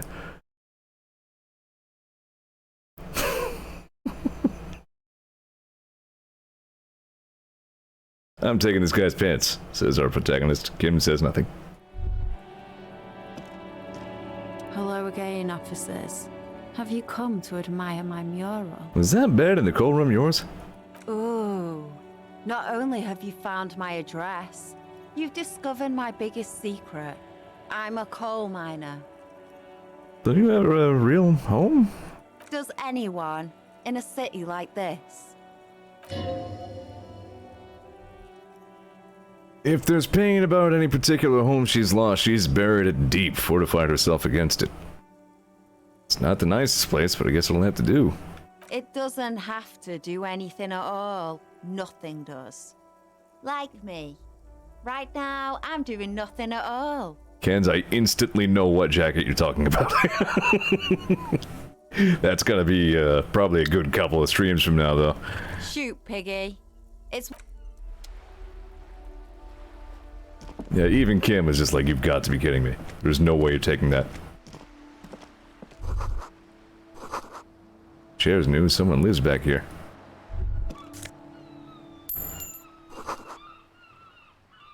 Love, tarps flap in the wind, forgotten hammers and nails rust.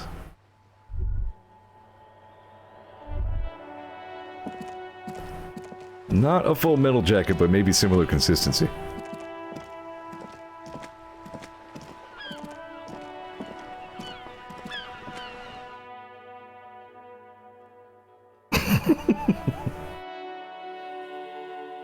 Ken says you got in there. I must have been in there at some point too, I don't know. I have like a vague memory.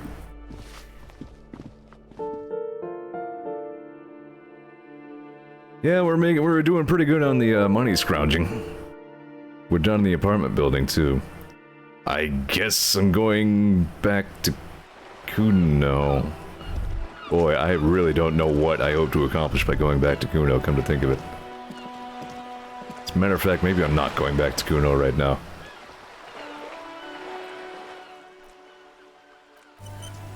Whoop. Good enough. Thought I was gonna go ahead and try to take like a... Here we are.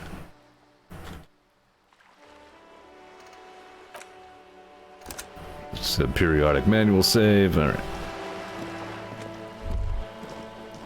Kant says if you only played pre-Final Cut, then probably not. Indrafunk stink.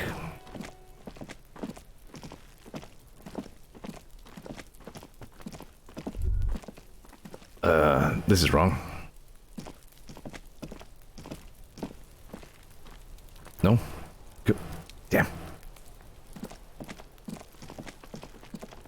Yeah, I mean, I'm not giving Kuno speed, like, it's just plain no. Like, I don't care what I could stand to gain from that, like, I can't be a part of that.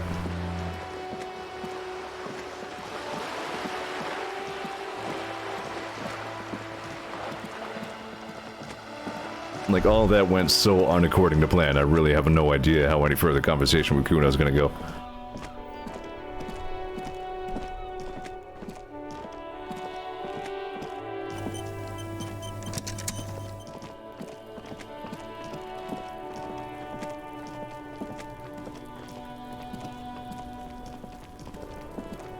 Fuck does Kuno care? I took care of the drug situation.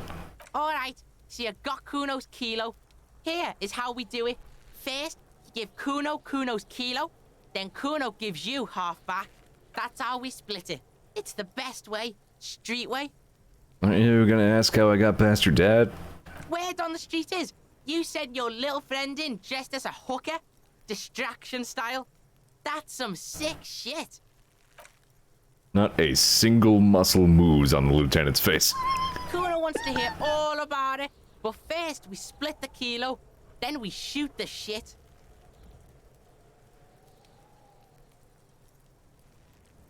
I'm giving it. You don't need more drugs. You're 12. Alright.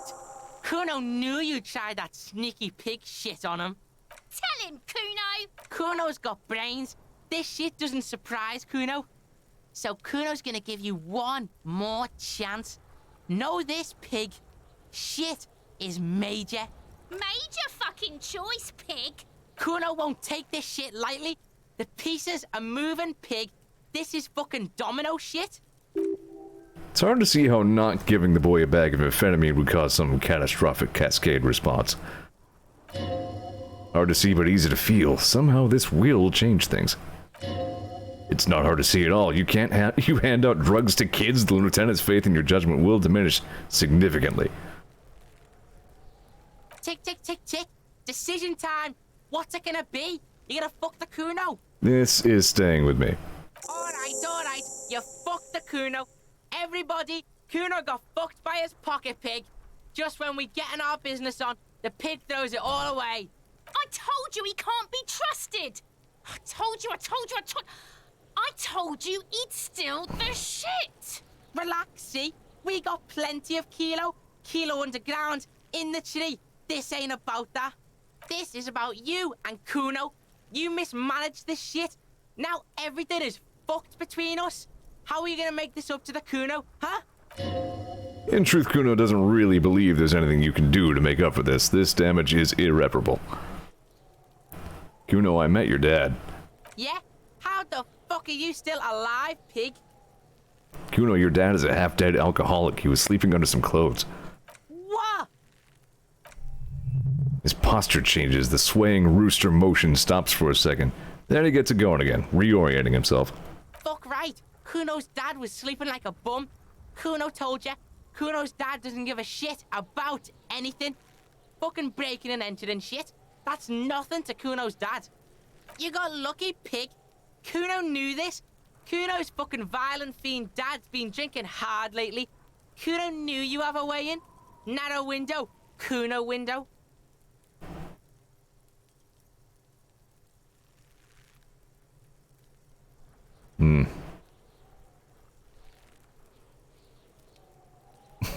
Kuno window? Come on, kid. Just, no. Whatever scary thing he might have been, now he is nothing. Yeah? Kuno's dad is fucking nothing. Fucking coma shit, stroke shit. Kuno's dad is so fucking violent. He's had a stroke many times. Shit. Kuno's gonna have one too. Gonna be just like Kuno's dad. Speed shit, crime shit, fucking on the bed. Kuno's gonna go out like Kuno's dad. Revachol West style. Stop saying all this sad shit, Kuno. There's a touch of grief in there. Fuck are you talking, sad? Kuno's got hard shit, death shit, nothing shit. You don't have to turn into that. Get your fucking nun-ass out of here before Kuno fucks it dead. You think 'cause you took Kuno's speed, Kuno's gonna sub like a turn into... Kuno ain't turning into shit. Kuno is that shit. Kuno won! Oh, you won, Kuno! I can barely even tell what these kids are saying anymore. He did not win. There's a crack in there now, and it's spreading across the face of his certainty. I looked around in there. It's not the easy life you've got going on in that apartment. The fuck do you know about Kuno's life? Kuno's got plans. Get the fuck out of here. Yeah, we got plans. And there were tons of unpaid utility bills there. Fuck right there were. Fucking 3 years or some shit. Let me guess. Kuno's dad doesn't give a shit about them. There we go. That's no place to live in. You have to find somewhere else. That's right. It's a shithole. Kuno's gonna move underground. Leroy shit. Ancient shit. Kuno's gonna live in a fucking catacomb. Yeah, in a tomb, Kuno. I did right to not give you the drugs. Let's conclude this. That didn't change shit, pig. That only made things worse. Fucking social worker shit. It doesn't work, pig. It doesn't work, Kuno. Only our shit works. Okay, I'm off. Kuno doesn't fucking care. How monstrously unproductive. What a fucked up kid.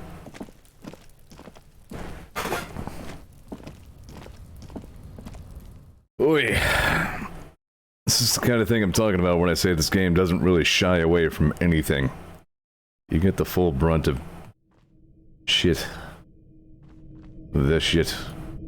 Kuno's shit. Kuno knows this shit.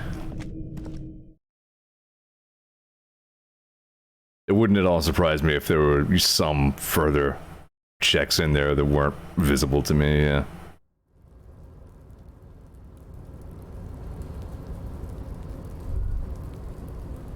Alright, here we go. We got it this time.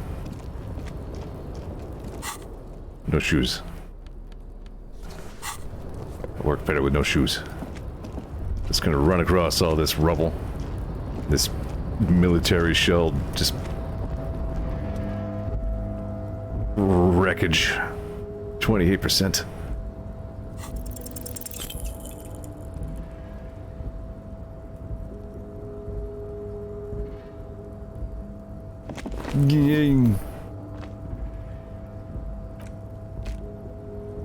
Right, I can't do it right now. I'll make the jump next time. Sure. Just be careful, okay? Looks like you almost strained a muscle there. Alright, so fine. I'll burn a skill point.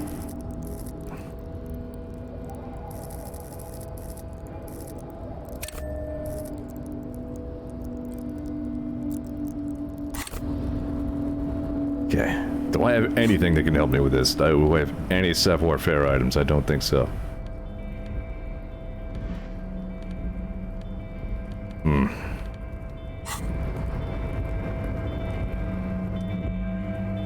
42%? Yeah!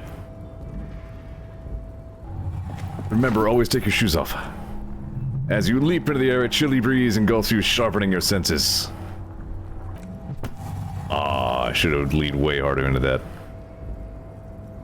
As the concrete floor welcomes you, you realize it's been a while since you felt so alive, alert, capable. Must be the adrenaline. I knew you could do it. My climbing down might not have been as disco as your jump, but at least we can explore the harbor now. Fuck off, Kim. You can fit through those bars? Yeah? You are such an idiot.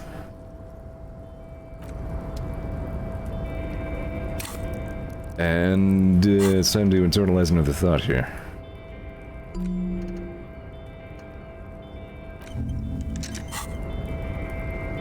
Also, I can put my shoes back on. Because I'll never need savoir-faire again.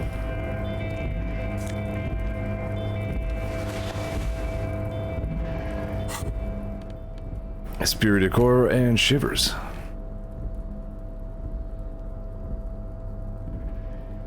So, how am I doing on Eep suggestion skill? Is there a penalty to that going on?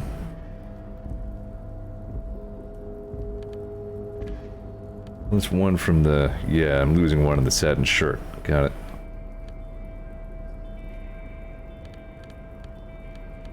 I don't really have any other shirt except for the white tank top, though.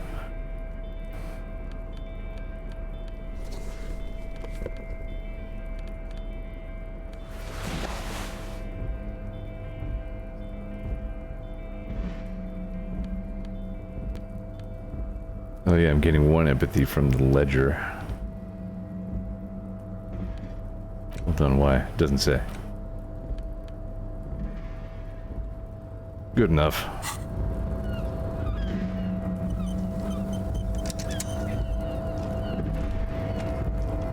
Whoop, also, I think before we even walk away from this, we can actually open this door so we don't have to jump down here next time.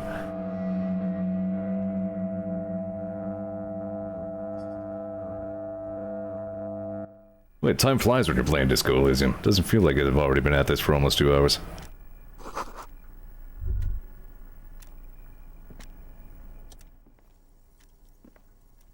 An imposing combination of a punch clock and payphone is looking down at you from the wall. A note on the side says, tokens unavailable due to strike, use change.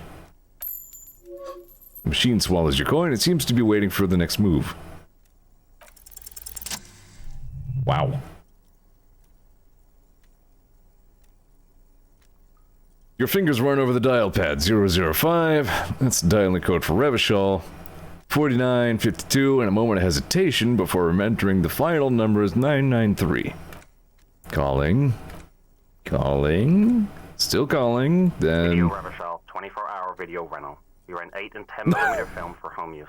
This is Lummy. How may I help you? Ooh, what is this place? Video Revachol is a 24-hour video rental. We rent 8 and 10mm film for home use. This is Lummy.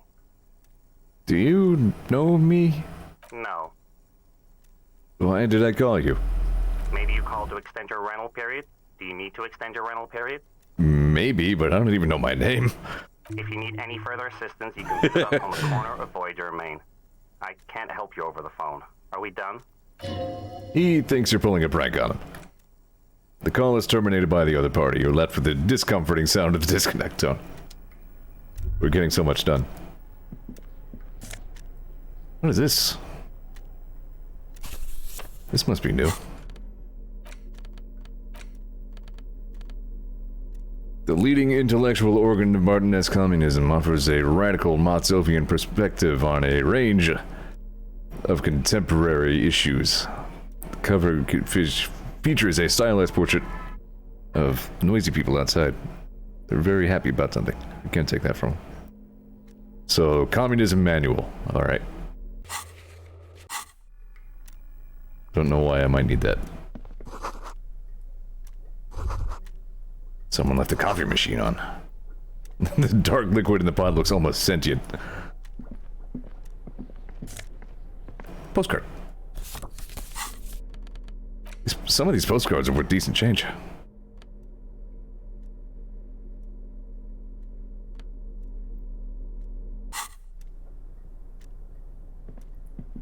Open up. I must steal your pants. On second glance, someone has forgotten to properly close one of the drawers. It's unfortunate for the Union to just leave their paperwork lying around like this. It is, isn't it? Let's see what's inside, he thinks. Hey, this time the rummaging through all the stuff left lying around was Kim's idea. Ken says, I'm gonna say there was something purely special about making that big jump with no pants or shoes, with Kim giving me a high five for my sick jumping skills. Damn, I'm really on a bad timeline here if I missed that. The drawer opens smoothly. Inside is a well-organized selection of brown folders. See, that's the kind of shit I'm talking about when I say that even if you do know all like the major story points of this game, even once you do know the ins and outs of the actual, like, the mystery of it all, it's still worth coming back to this game for revisits, for sure. Hundreds of documents containing logistical data. Two kinds of transactions stand out. Materials coming into Revachol from the outside world, from Mundi, Grad, and even Ilmara. And the same materials being handed over to companies inside Revachol. Quran, Coal City, La Delta, and Jamrock are listed among the many districts where the imports are being sold. It's hard to make sense of this thicket of company names, dates, quantities, and percentages. You try to focus, but the lines are getting blurry. Whatever's hidden here is hidden well. Concentration isn't enough. Only a trained accountant with a background in logistics would be able to really make sense of it. However, there is a little handwritten note stuck on the side of the jar. Appears to be a to-do list written in large, uneven capital letters. Remember Leo, Everart's shoes, special whirling borscht, water Everart's plants, sweep office floor, more banners. All items on the list have been crossed out and the note itself is crumpled. Look, Kim, a to-do list with a list of errands for Everard. Everard Clare, probably. The head of the Debarders Union. One of his aides must have left it. Nothing incriminating here. This special borscht seems a bit odd on the list.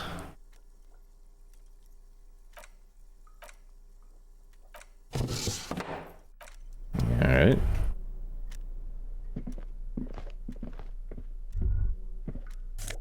Drugs. Drugs? Shades. Neat office shades. Visual calculus skill. Neat. This is a Dewey typewriter. The model name is on the back. Every worker equals member of the board is written at the top of the flyers. Door is locked and cannot be opened from this side without a pass card. Guess you have no choice but to talk to the union leader. So now we're trapped on this side of the door. Got it.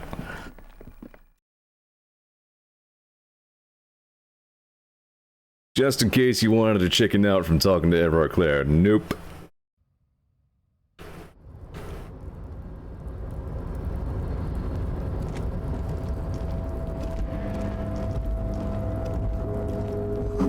Collecting rainwater.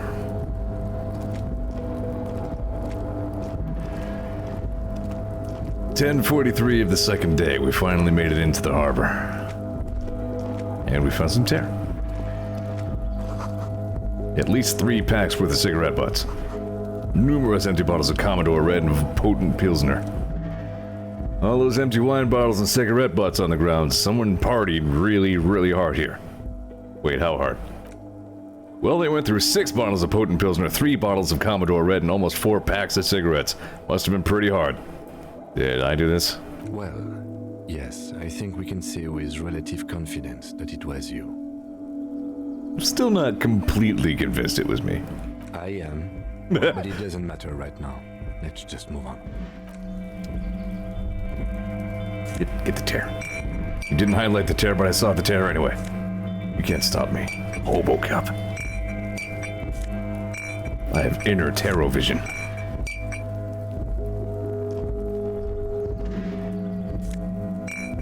If there's tear, I will tear it.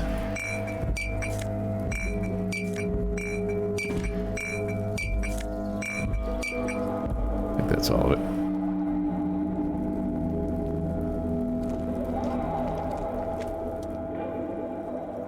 This is the Watchman's booth. The name on the door reads Rene Arnoux. So this is where Rene looks. I'm going to look around. If you must. But please hurry. We are pretty easy to spot up here. Nothing incriminating catches your eye. The cabinets are clean and their sparse contents meticulously organized. There is a framed photograph on the table. It's a black and white photo of a young couple out in a street fair. The man, Rene, is dressed in a Royal Carabinier uniform. The girl is young and very pretty. She is smiling playfully at the camera. Rene looks like he's about to smile. This photo must be tied to some good memories. Why did you take that picture of Rene? I'm gonna ask him about it. You're really interested in that old soldier. Not sure I understand your fascination, but sure, as long as it doesn't take up a whole lot of time. Like I said, Rene is not a nice character, but he's an interesting one. All around you, great machines and quiesces.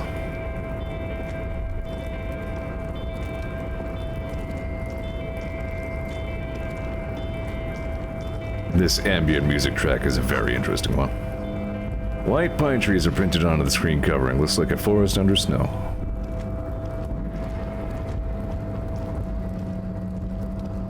A lot of white iconography going on around here.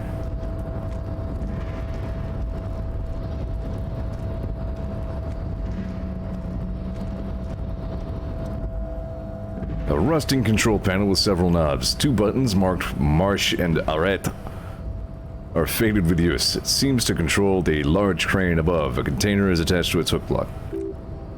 Marche on, Arrête off. Go. Go crane. Do industry.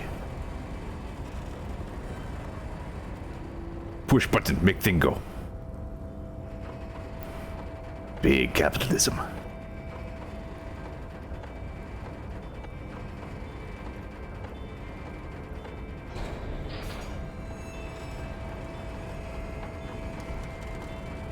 I would have put together what Arrête meant and then, like, inferred what Marche meant. With a loud grind, the crane shifts overhead, moving a massive metal container through the air. And with a surprisingly quiet thunk, the crane places the container down. This crane was built with a purpose which has now been fulfilled, to move this container. What's inside this container? Who can say? All you know is, it's special. I can't see how that was worth the ruckus. Except for seeing the crane in action, which I admit was satisfying. You wanted to see the crane work, Kim. You can't fool me.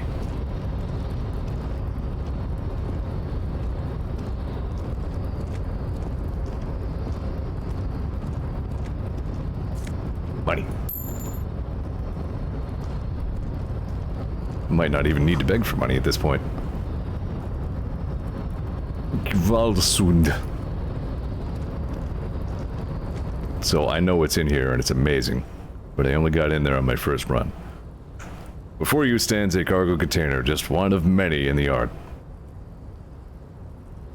Marche also means walk, that makes sense, so in the same context as we would use run as in, you know, operate.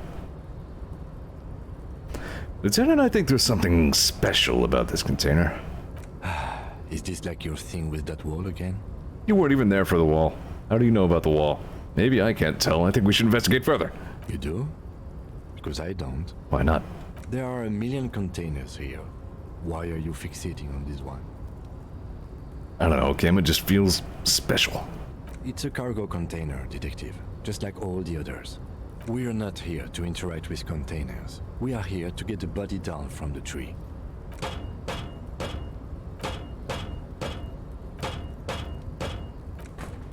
You attempt to turn the handle to no avail. The doors seem to be mechanically locked. To your left, the lieutenant considers your actions with some puzzlement. Fine.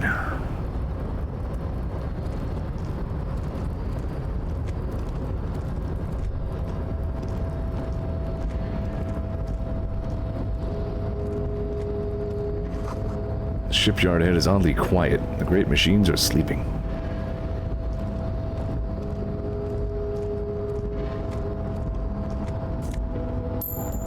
Getting there. Oop, I see you. Are you a crowbar chick? Never putting down my terror bag again. I am full-time hobo cop. Yeah, you need crowbar.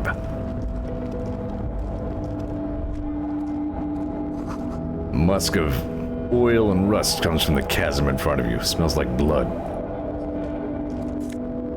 Oh, nice. Fawn gloves. Aggression, anger gloves.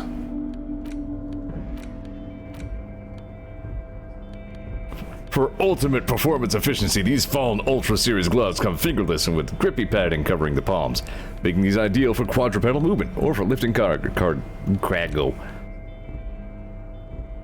I feel like I need interfacing skill more often than I need half-light skill, but...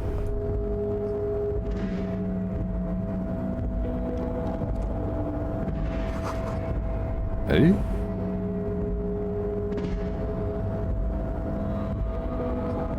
There is no work to organize.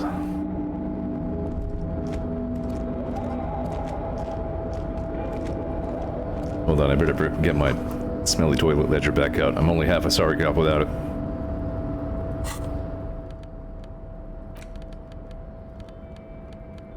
There we go. Now I'm complete. Fucking look at me. Tank top with like hairy Bigfoot chest, black jeans stolen from a junkie's laundry line, green croc skin disco shoes, yellow gardening gloves, cop cloak, horrifying necktie, flip up sunglasses, yellow bum hat. I am the best police officer you've ever seen. Not even counting the yellow plastic fucking recycling bag and the smelly toilet ledger. I am the law. Wow, a lot of good scrounging. There we go, I can afford to stay a night.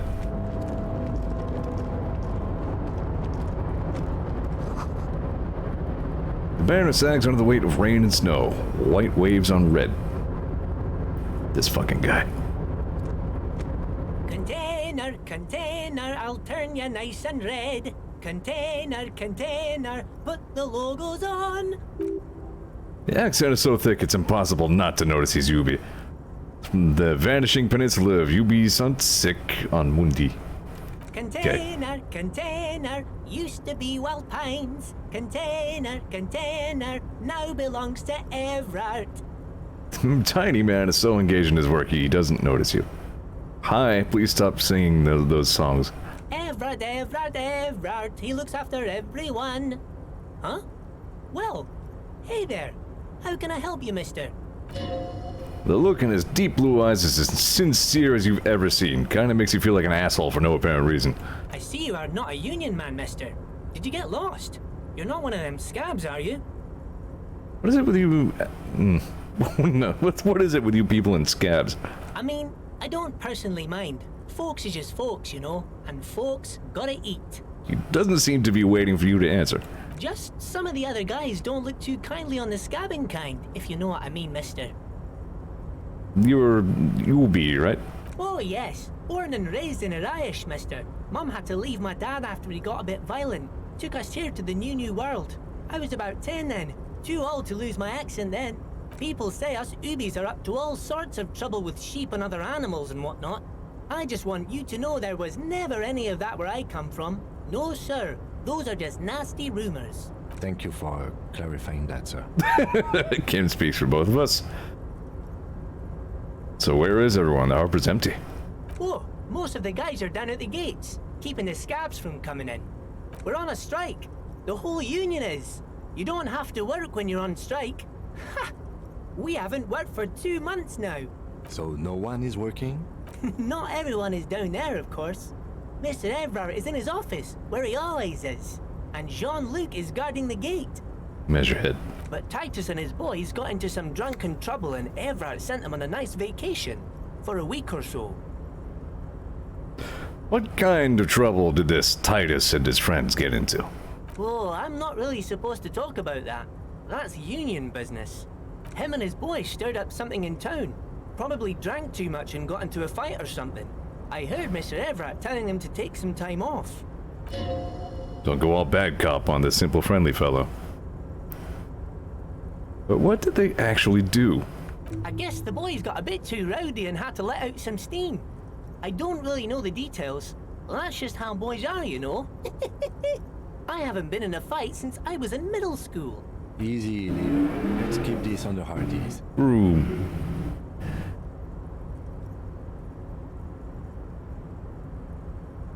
Too rowdy, Leo. What kind of a fight did they get into? Did they kill a mercenary? Too late. Leo's mouth is still moving and words are spewing forth. Words, words, and look, even more words. This guy could go on till the end of days.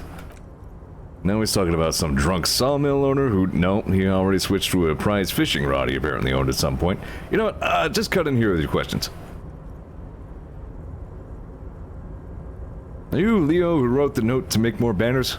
Oh, yes, yes. I leave all kinds of notes for myself. That old head of mine ain't so good at keeping things in no more. I almost forgot about the borscht. What was that about the borscht? Oh, yes. I've been taking special whirling borscht to the men every day since the strike started. It's very, very good. Makes a man feel so warm and happy. I feel like I could take on Mr. Renadan's boar dogs every time the lunch is done. What do you mean by taking the soup to the men? Is it for striking? Yes, yes. I'm taking it to them. The borscht keeps them happy and in fighting spirits. Makes you all warm inside. They brew it in the whirling in rags. Something is off about this borscht. I'm going to look into it. Oh, sure, mister. Sure. You do that. Yes, sir. He didn't actually understand what you meant, and now he's just nodding along. What's in that container over there? Oh, that one. That should be empty as far as I know. Lots of containers here have nothing in them. They're just waiting to be loaded up. Told you. I'm looking for the leader of the dock workers union. Oh, you want Mr. Everett then? He's an awfully nice fellow, he is. Him and his brother are both nice fellows. They've lived their entire lives in this here neighborhood. Guys like Mr. Everett and Mr. Edgar, his brother, are real good guys. Made Martinez what it is today. Mr. Everett and Mr. Edgar and I went to the same school we did when we were boys. Patience. Deep down, you have the mental power to keep listening. Not many would, but you do. Had an arithmetics teacher, Miss Bellows. Her real name was Miss Bellams. She was a real pretty lady, but when she got mad, all the boys liked her, if you know what I mean, mister. We used to sneak in her yard in the dark and peek through the window. One time we saw Miss Bellows with a fellow. Yes, we did. Yes, we did, mister. No, you fucking didn't. Yes, we did. We did, mister. Indeed, we did. Him was a big, big fellow. Used to drive the Troika near ours' school and everything. Ours is. Them was all naked, too. That's all I got to say about that. Very interesting, very interesting. Thank you for telling me the whole thing. Thank you. Almost forgot. Mr. Everett is in that container over there. I got distracted telling the story, but he's in there. Okay, I'm off. Bye-bye now. What an exhausting, nice fellow. That's what conversations are like to me as an introvert. That's just how, interacting with people can be for me sometimes. It's like, alright, you're still saying words. Okay, that's cool.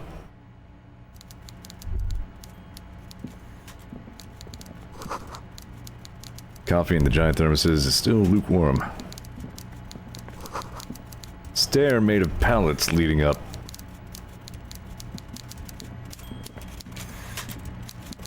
Ugh. Taxidermy fish that tells time. Neat.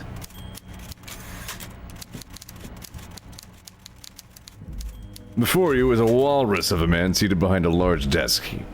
He looks up from his work, not the least bit surprised to see you. With great effort, he straightens himself up in his chair, yet says nothing. He simply stares at you. Typical power play. Wait for him to speak first. Show him you've got a backbone. The one good eye of this man fuels you up without even flickering. The other, his lazy eye, is constantly moving like a goldfish in a tank. Grotesquely magnified by his +6 glasses. For a moment, you don't know where to look. It is unbearably humid in the trailer. Beads of sweat slide down the man's forehead. At first, nothing happens. His face wears a wide and self-satisfied smile. Every now and then, he smacks his big lips, So, purposely leaving a pause after his opener. Mr. Dubois, Mr. Kitsuragi, how nice that you found a moment to pay a visit to the Debardairs Union. I'm Everard Clare, head of this little operation here. Please, have a seat. He gestures to a tiny folding chair opposite his giant desk. The folding chair looks like a torture device, extremely uncomfortable. You go ahead, detective. Whatever he has in store for you can't be good, he thinks. I'll do my best. Forget about that. What's with this Dubois stuff? You're getting some seriously bad vibes from that name. I'd rather stand. Please, Mr. Dubois, let us converse in a civilized manner, as equals. Take a seat. I insist. Excellent, Mr. Dubois. I can see that you're a reasonable man, and reasonable men can be of great use to one another. So tell me, how can the head of the Debardairs Union help a representative of the Revachol Citizens Militia today? The chair you're sitting on has got to be the most uncomfortable chair in the world. It's violating your backside. By the way, I heard you got a rather rude reception from a certain Lawrence Gart. Some people have no manners, it pains me to say. This should take care of that nonsense. He points to a giant novelty check on his desk. It's absolutely comically huge. It should be sufficient to cover your expenses for a few days and patch over your differences with a cafeteria manager. Go ahead, take it. Hey, that's 25 real. That's good money. Think of all the stuff you could... Wait, you know Gart? Yes, I know Lawrence. He's a real character. No union man in him. A real piece of work, that boy is. With a grin, he points to the check again. It's like you're on a game show. At least don't thank him for it.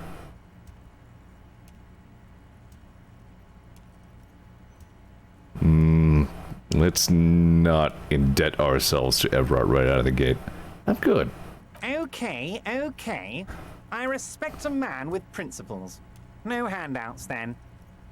He crosses his arms on his ample midsection and sinks further into his chair. Now, I'd like to set your mind at ease about one other matter. Your lost gun. Let me assure you, Union people are on it as we speak. I've got my best hounds looking for that lost gun. His slug-like lips move, but all you hear is an echo. Lost gun, lost gun, lost gun. The world is swallowed by a black hole of fear. Only two words have escaped its gravitational pull. Lost and gun. How do you know about my lost gun? I know everything, Harry. Right now, I know that you're worried. Don't be worried. Everything's going to be all right. It's not like you left it loaded. You didn't lose a loaded gun. Local children aren't out there playing with it right now, pointing it into their own mouths. It's in a safe place. I just know it. I have a feeling everything's going to be all right. Kim... Officer, we will deal with this later. We don't need Mr. Clare's help with this. I wouldn't be so sure about that. God, you're sweating, your knees jerking. You're about to cry, aren't you? You are about to cry because you lost your gun and those children are going to shoot themselves with it. I'm not about to cry. Mr. Dubois, you don't look so good. What is this Mr. Dubois he keeps repeating? What is he trying to pull here? You need to cool the fuck down. Chill. Mr. Dubois! Mr. Dubois! Harry! Keeps sliding down the chair like a jello shot. While Everard is distracted with your odd behavior, the lieutenant's eyes are mapping everything around you. The folder, the desk, the papers on the wall. Mr. Dubois, are you okay? Can I get you a glass of water or something? Are you having some kind of medical emergency? Maybe you could use your hands somehow, like in kind of a throwing motion? Like you're throwing that Mr. Dubois acts right back at him. He's Mr. Dubois.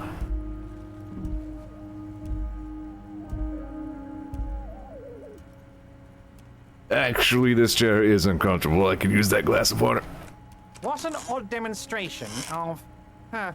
you got me, Harry. I don't even know what. As entertaining as it was, I'm afraid we're wasting our time. And I'm an extremely busy man, as I'm sure you are too. Okay, enough. We are here to ask you some questions pertaining to a murder investigation. Quick, here's your window. Get yourself together and ask him questions. Police officer questions. It is about a time to stop embarrassing yourself. Questions will help you regain some of your lost dignity. You call me Mr. Dubois. Why? Of course. Let us dispatch with the formalities. You call me Everett, I call you Harry. That's what the hanged corpse called you, Harry. So that's really my name? My God, so it's true. I didn't want to believe it, but you are a fantastic science fiction amnesiac cop, aren't you? What are the odds of that? I think the odds of that are very low. My memory is fine. I'm just testing it. So good to hear that, Harry. Apparently my sources were wrong. However, if you did have a spot of memory trouble, I could help you out. With my big fat folder. Are you trying to tell me you've gotten hold of some of our documents? Mr. Kitsuragi, would you mind? Me and Harry are talking about his lost identity right now. Don't just jump to the folder. That's not smart. Shows you're on the edge. Do some probing first.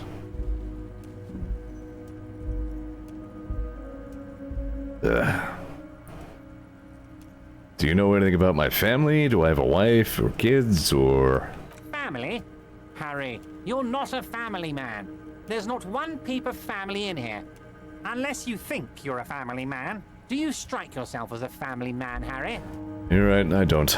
That's why I like you, Harry. A good man knows both his strengths and his weaknesses, and you, my friend, you are one of the all-time greats. So let's get this straight. What is my full name? It's Harry. Harry Dubois. You feel like a Dubois, but you don't feel like a Harry. Strange. I feel like a Dubois, but not quite like a Harry. Something longer. Sure, okay. You're Harold. Harmon. Haroldamus? But that's not what the record says. The record says Harry Dubois, a real man's name. The lieutenant covers his face and sighs audibly. Mr. Kitsuragi doesn't seem even slightly empathetic to your memory loss, Harry. I, however, wish to help you any way I can. Conversation with this guy just feels... You feel like... you feel like you're just being cornered at every turn. What kind of cop is it? Where did you get that folder? Ah, this? My friends in your organization gave it to me, Harry. I find that very suspicious. May I have a look? I'm afraid this is meant for Union eyes only, Mr. Kitsuragi. I'm sure you understand. Please continue, Harry. What kind of cop does it say I am? Well, Harry, if I were to sum you up in one word, it would be apologetic. I'm sorry? Yes. You seem to be. A lot of the time. But right now, there's no reason to be. Let loose a little. Be you. Everett's large hands are covering the folder, but the look on his face says, I know everything about you, Harry. We had nothing to hide. Oh, Harry. Oh, wow. This is really something. I'm sure it's not that bad. At worst, he has an old RCM folder, and I very much doubt even that. So how about it, Harry? You need assistance, I presume? Do you know where I live? But of course, Harry. Your precinct is the 41st and you live in Jamrock. You're a Jamrock boy. A long way from home, but that's okay. Let's talk about something else. Of course, Harry, of course. Let's not linger on personal details and amnesia. You wanted something from me.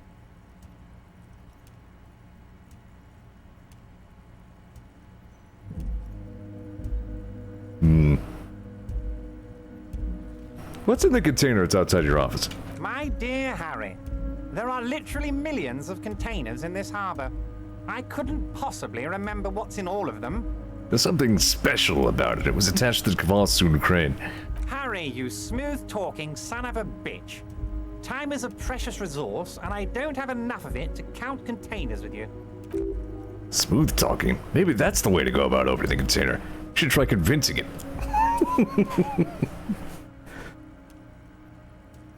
I'm told the Union... Oh, hang on. Let's not jump right into that.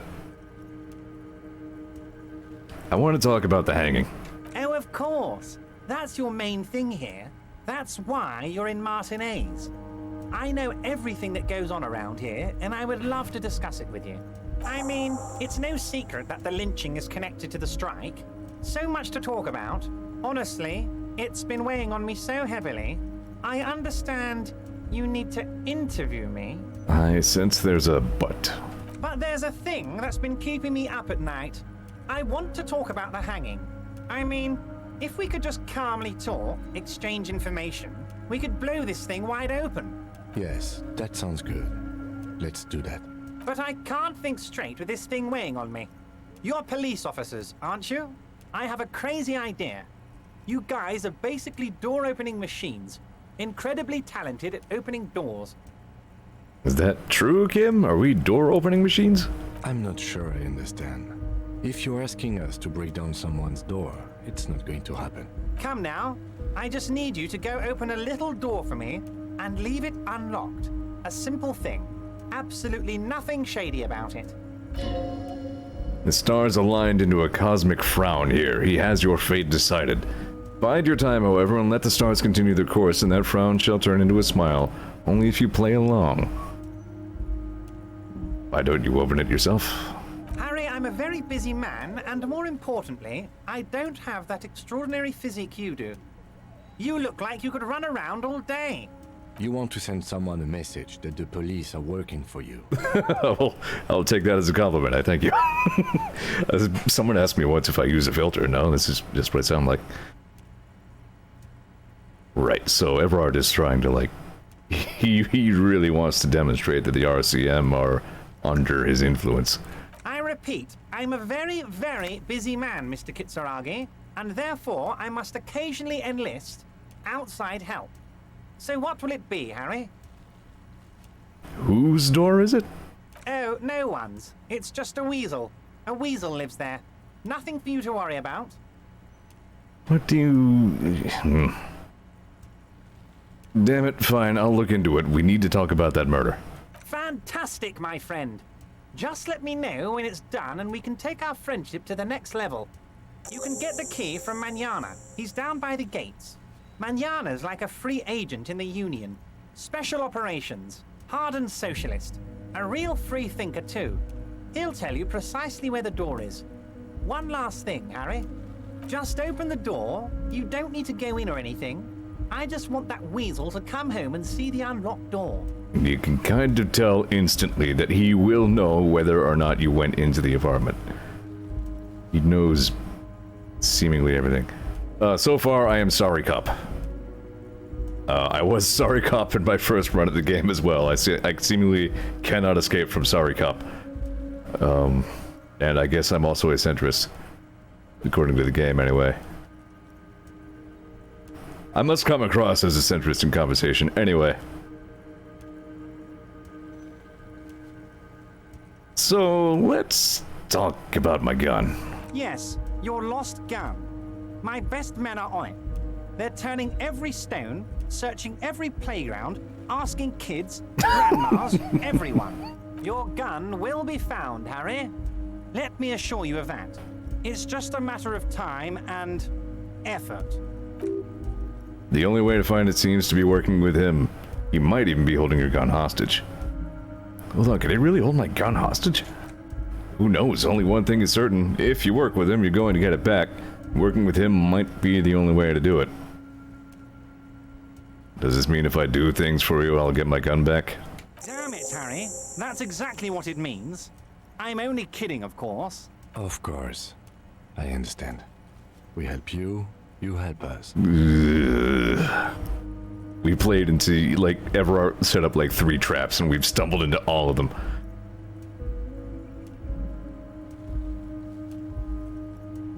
Could you maybe help me get a dead body down from a tree? You might have noticed there's one hanging on a tree behind the hostel cafeteria. Oh my. Don't take this question personally, but why would I get involved in this matter? Mr. Clare, the man was hanged with a cargo belt, a steel-reinforced cargo belt. It's safe to assume the Union had something to do with the murder.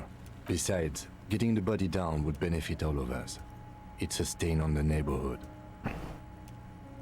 There's the way to go. You're a community leader. Help your community out. I can certainly see how having him up there might start affecting some real estate values. He licks his fat lips and smiles. But of course, all joking aside, I am going to help you. He picks up the handset of a radio phone to his right and then clicks a button. Jean-Luc, my boy, I'm sending 2 police officers down. They have a dead body in a tree problem they need help with. Namely, they need it to be taken down. Of course he would call that guy. And Jean, please take it easy with the race science. That's a yes to getting the body down, no to the race science. You can find Jean-Luc down at the gates. He's the big impressive one. You know, tattoos, muscles, ethnic looking. Can't miss him. Great guy. Yeah, I've met him. He's swell. Maybe let's not confront Everard with this. Yeah, I think we'll just leave that.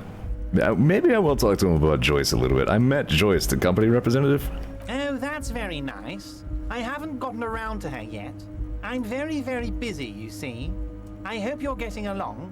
One thing I want to make very clear, Harry, is that this is not some kind of union versus corporation situation. Everyone is just pals here. Just pals. We're all trying to do what's best for Martinez here. Don't feel like you can't cooperate with her because you and I are such good friends and I'm helping you get that nasty body down from the tree. And with finding your lost gun. I'm not a jealous guy. Whoa, that's so nice of him. Suspiciously nice.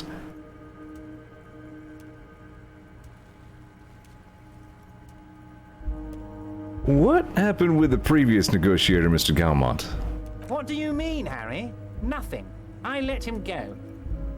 He made concessions for the company in previous negotiations. Why would you let an ally like that go? He's an old man, Harry.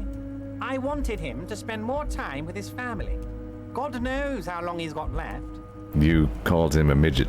Harry, I have little people in my organization. I would never call someone a midget. What is this? Honestly, I'm beginning to think you're a midget, Harry. I'm only kidding, Harry. You're not a midget. No one is. We're pals. Why haven't you let her in to see you? If she actually wants to see me, she will find a way. Any good negotiator would. And I just don't have anything to discuss with a bad negotiator. He doesn't want to see her. It's as simple as that. That's enough. Of course, Harry. Let me just assure you one more time. It's perfectly okay to share anything we discuss here with this Joyce.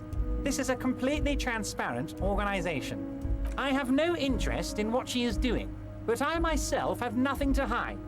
Your business is your business, and I respect your privacy. Just remember, none of this is secret.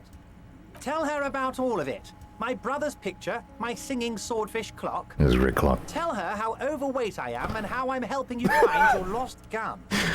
Tell her about everything. Everard doesn't mind. Everard, I'm going to leave now, but we might talk again later. Wait. You need this to get in and out through the gate. Great. Wouldn't want to get stuck in here. Here. You're one of us now. A real red and white union man. Take care, Harry.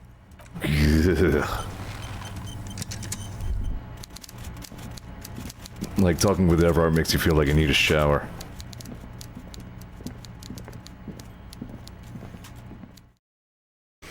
I might hop up for just a second and grab myself a little beverage here. Everything I've got here. Grumble mumble. That sounds good. I'll be right back in a hot second. Thanks for being here.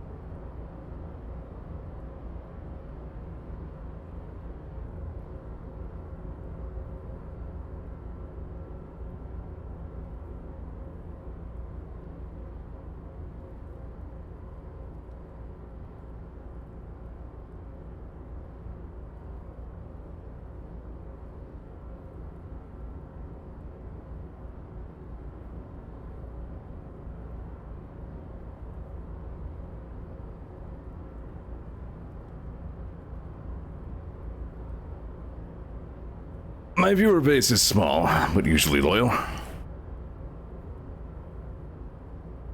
And typically distracted. I mean, that's kind of what you do with streams half the time, you know? It's what I would do with Vine Sauce most of the time, just kind of have it on in the background. I have a cherry vanilla soda from Sheetz. If you don't live in or around Pennsylvania, Sheetz is like a gas station, like convenience store, and also some food chain. And they have their own sodas now, and they're actually pretty good.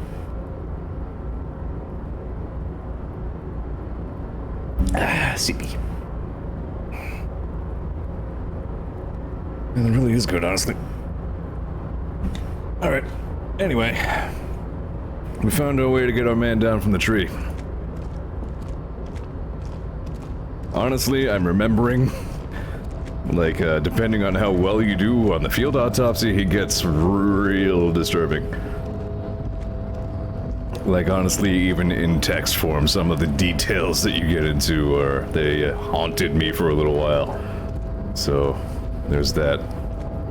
I already issued an all-purpose trigger warning at the beginning of the stream. I have a 3% chance to persuade the door to open. I've been in the world for 2 days. Ooh. Why are you even trying to open a door with Reddick? Because getting physical wasn't an option.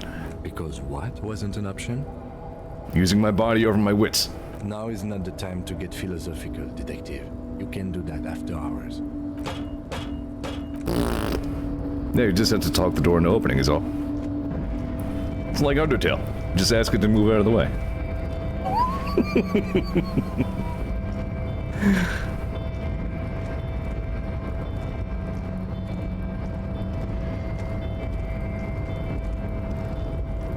It is a little surprising that that's a rhetoric check instead of a psyche-related one.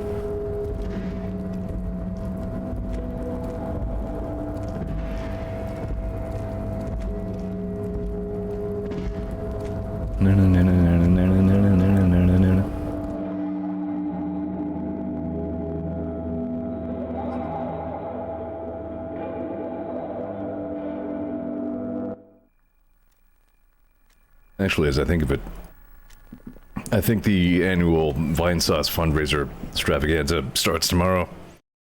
Which, among other things, means more Vine Wrestle. I wonder if Vinny's going to be a part of it. He's still just been, broadcasting pre-recorded videos on Twitch as a replacement for his live streams. Still trying to lie low, I guess, but...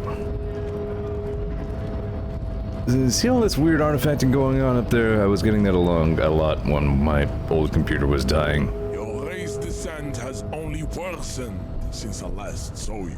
That's not true. Really let yourself go. I am 2% less bad than when he left. Hey, Everard told me to help us get the body down from the tree. So it was. You surmounted the harbor wall in a display of athletic prowess to reach my superior. Then had him give me an order. I salute your cunning, and I will remove the body from the tree with my bare hands. You're so noble, my pet. But with my bare hands, someone must stand guard on the bridge. That someone needs to be you. Both of you. Okay then. Hey. See that they stay here the whole time.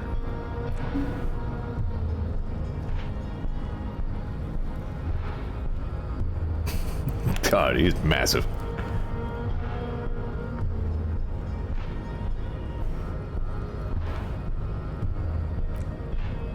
The woman's gaze follows Measurehead as he leaves. So, you guys are like cops or something? Apparently so. Cool. I like men with guns and power. I'm Katya, by the way. Of course you are. You hear that? That sound. He's breaking something. Yeah, Jean-Luc must be really tearing it up over there. I wish I could see it. I also wish I could see it. Look at you! RCM rent-a-cops! Guarding that bridge like Everard's lapdogs! Is this where it's at now? The RCM is for sale! And who are you? What is your business here? Why are your clothes 4 sizes too small for you? Yeah, that's none of your business.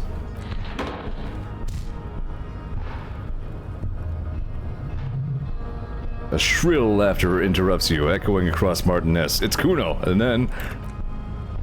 The man turns to look behind him at the behemoth approaching around the corner. Approaching him, walking past him.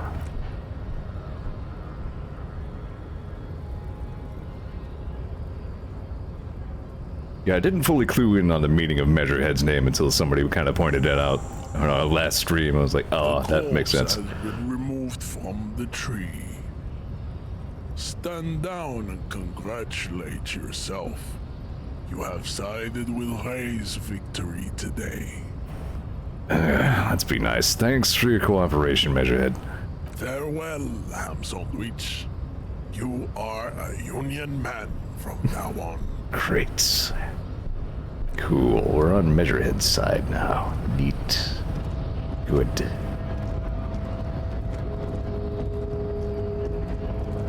Hold on. Can I get past him now? No. Still won't let you buy him. Nope, cannot reach box. I thought maybe on account of, we bypassed his guard.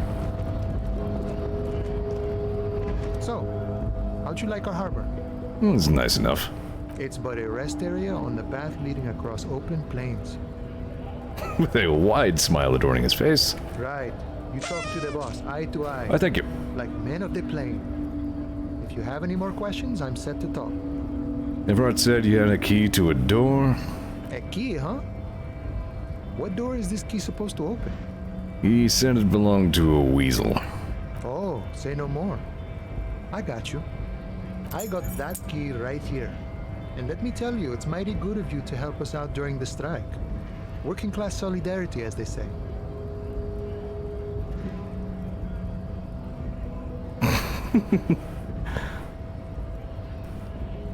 I heard something about a weasel. It didn't sound like a local... Oh dear, no, that's not a good one. I didn't see the keyword in there. I'm not really doing this for any political reason. Oh, so the none of the above type, are you? Yeah. I get it. I healed the morale for choosing the centralist option. But it doesn't matter. It's a good thing you're doing. Thanks. What you're looking for is a basement door behind the greenhouse. That's behind the whirling in rags. That's all I know. Our organization is what you call compartmentalized. Means we keep out of each other's business. Okay, but where did you get the key from? The janitor gave it to me. Nice fella. We talked about life and things that really, truly matter. None of this mess we're in. This jiving and juggling. What's it for? To feed our children, I guess. Anything else I should know about this task, this weasel person, when he'll be home? I'm more of a philosophical dock worker. I like to talk about the big picture stuff. Who I am, who you are, what we are fighting for. What do we... Who he is and what they're fighting for? This is interesting. Why are you striking? We're negotiating our share. Your share? Aye. How large of a share would you like? All of it. However, right now we want all the harbor workers to be on the company's board, so they could take part in the decision-making process. Yeah, the picture. Let me... The boss man, Everard. What can you tell me about him? I think it's best you make up your own mind now that you've met him. In my eyes, he is a capable organizer and a decent businessman. I don't like calling Manana as much as I thought I did. What does bossing the union entail, anyway? I guess you kind of get to be the village chief. He oversees the harbor, makes deals with the owners or other relevant parties. Watches out for his own. By that, you mean corruption? By heavens, why would he not be corrupt? We live in a harsh and disordered world, see? And in this world, the old man is corrupt for our benefit, and we know it. Appreciate it even. He is, personally, not too lavish. That desk seemed lavish to me. He is reasonably lavish, sure. That's his prerogative. It's not like you want a saintly demeanor on a corrupt motherfucker. That would be a manipulative illusion. I mean... Besides, there are no non-corrupt systems in the world anyway. And moralism is the most corrupt of them all. I don't know about... I mean, he's fairly grounded in reality, at least. Let's talk about something else. Sure thing. What is this, news of the world? Talk about personal stuff. Get to know him. I don't even know your name. Who are you? Call me Mañana. I'm just a humble harbor worker for the past 6-7 years. Not a given name for certain. It's a taken name, the kind for artists or criminals or revolutionaries in the sort. An alias. A nom de guerre. Well met, Mañana. That's a sweet-ass name. A name worthy of the man who holds it, friend. Names are important. So not a given name, I take it. I'd say a real name is what most people call you. Now that we are getting so well acquainted, what's your name? Be honest with him. Okay, I think I might be Harry. Harry. It's cool, but I'm sure you could come up with something even cooler. Check the math on that. Oh yeah, I passed that easily. The encroaching doom is golden red. It is inside you, but also outside, on the horizon, by the water's edge. Innermost, but yet to happen. Things make sense from that angle. You're Tequila Sunset. You have been Tequila Sunset for a long time now. The name's Tequila Sunset. Boyadero. He's like, yes! The man is deeply moved. You see his eyes turn teary with appreciation. You see he is extremely happy for you. You receive a good, strong handshake in return. What's a boyadero? A really cool guy. Feels like there's an entire history behind the word, but it doesn't really matter. You got it. You know what it means. What kind of a cool guy? Yeah, no, I don't need to ask follow-up questions. I know what a boyadero is. He takes a swig from his flask and offers you some. The idea of alcoholic swills sloshing around in your bloodstream feels fairly unappealing. Wait, really?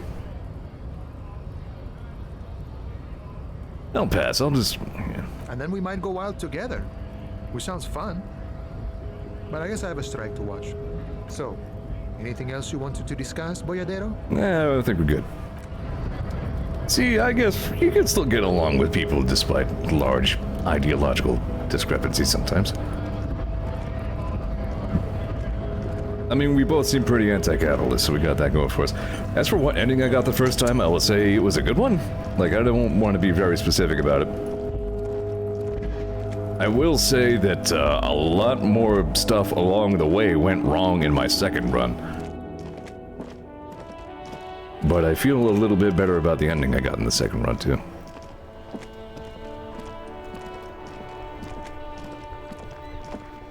I really can't be any more specific. If I even try to vaguely hint about things in the ending, I don't want to drop any spoilers for anybody who doesn't already know the game.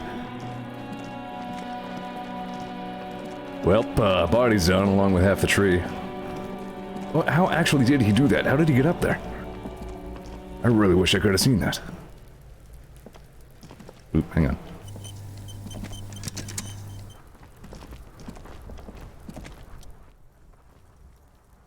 The corpse lies on the ground among the remains of an absolutely demolished pinewood branch. It's gently laid on one side. Beautiful. Mr. Measurehead has done a good job. Nothing is too broken or compromised. The victim is ready for a field autopsy. Ugh, a field autopsy? Yes. 1. Investigation of the scene. 2. Initial examination of the victim. 3. Field autopsy. 4. Transportation of the body to the morgue. We are on number 3. The fuck are they on about? Cop's gonna cut his shit up. Don't we have someone else for this? A doctor? No, you and I are detectives. The honorary rank of detective signifies our ability to handle the entire incident chain. From autopsy to cleanup, to social work, everything. Wait, honorary rank of detective? An honor and a burden attached to your rank once you've proven yourself able. Usually after 5 to 8 years of field work. Mine is Lieutenant Detective. Yes, I feel like a detective. You are. Your station would not have assigned you on this case if you weren't. Somehow, during the investigation of the smelly toilet ledger, my actual rank didn't come up. I remember what it was. I don't know if I accidentally skirted around that in the conversation. First, what exactly is a field autopsy? Come on, officer. You know what a field autopsy is. You've done 100 of them. Let's get in there. There truly is a time for everything, even for yellow gardening gloves. Oh, only way you get your badge, gotcha. Hygienically, I suggest you get in there in limited capacity. Alright. I'll ask you when I need you to. For the most part, maybe I should handle the contact and you take notes? We just fill this in, right? That's right. You knew it because you inspected your ledger. The lieutenant is relieved you know the protocol. Alright. The dead man stares in silence as you crack open the ledger. The bright red paper is covered in lip boxes and lists describing the condition of his skin and organs in 3 parts.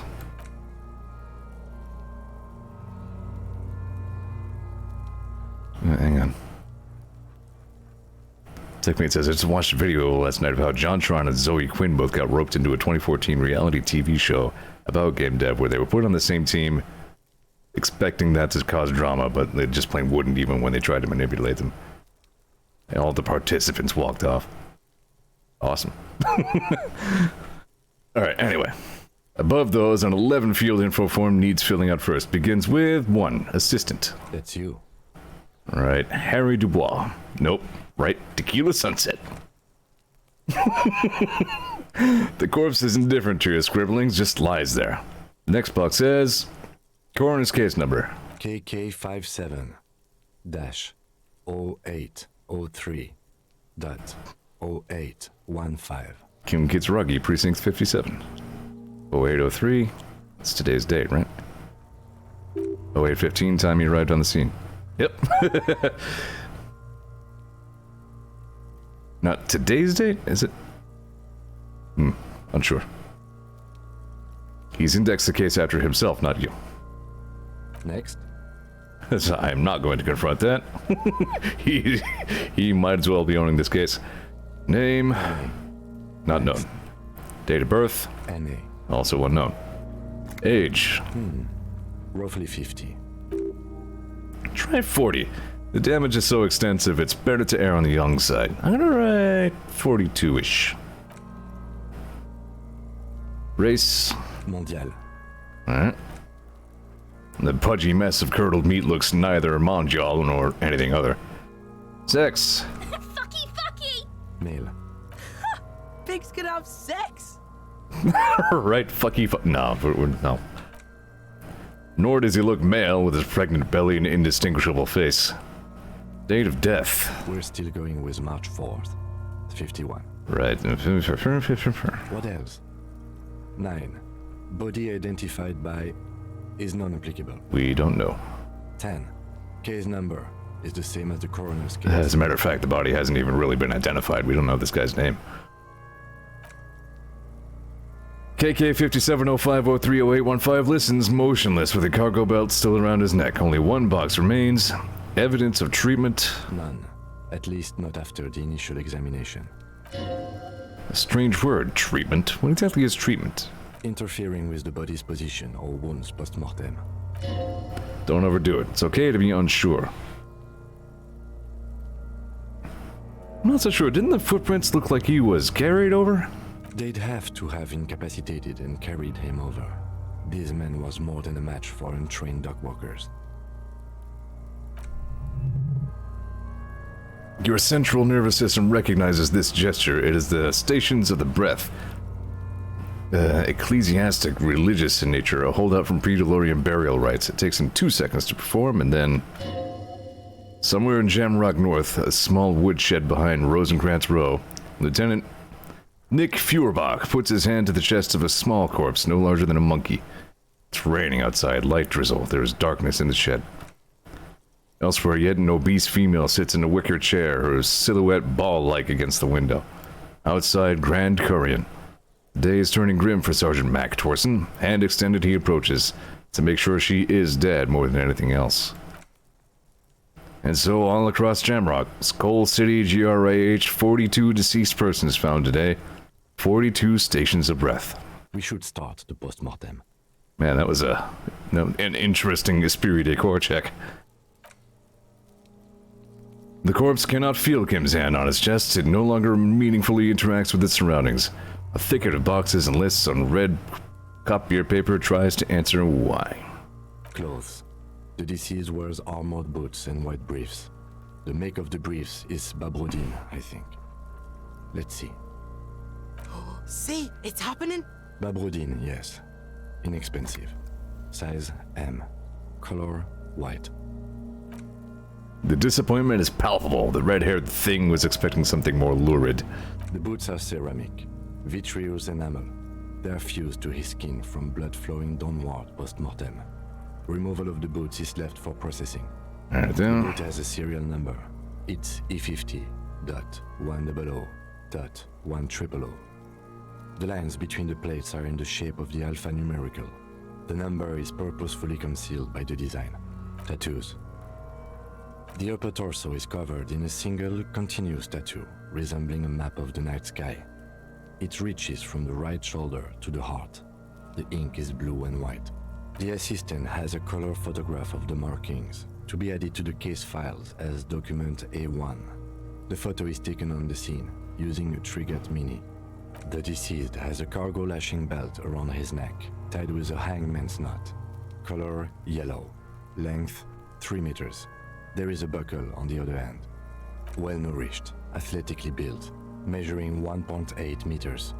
Generally consistent with age 42. Preservation is good.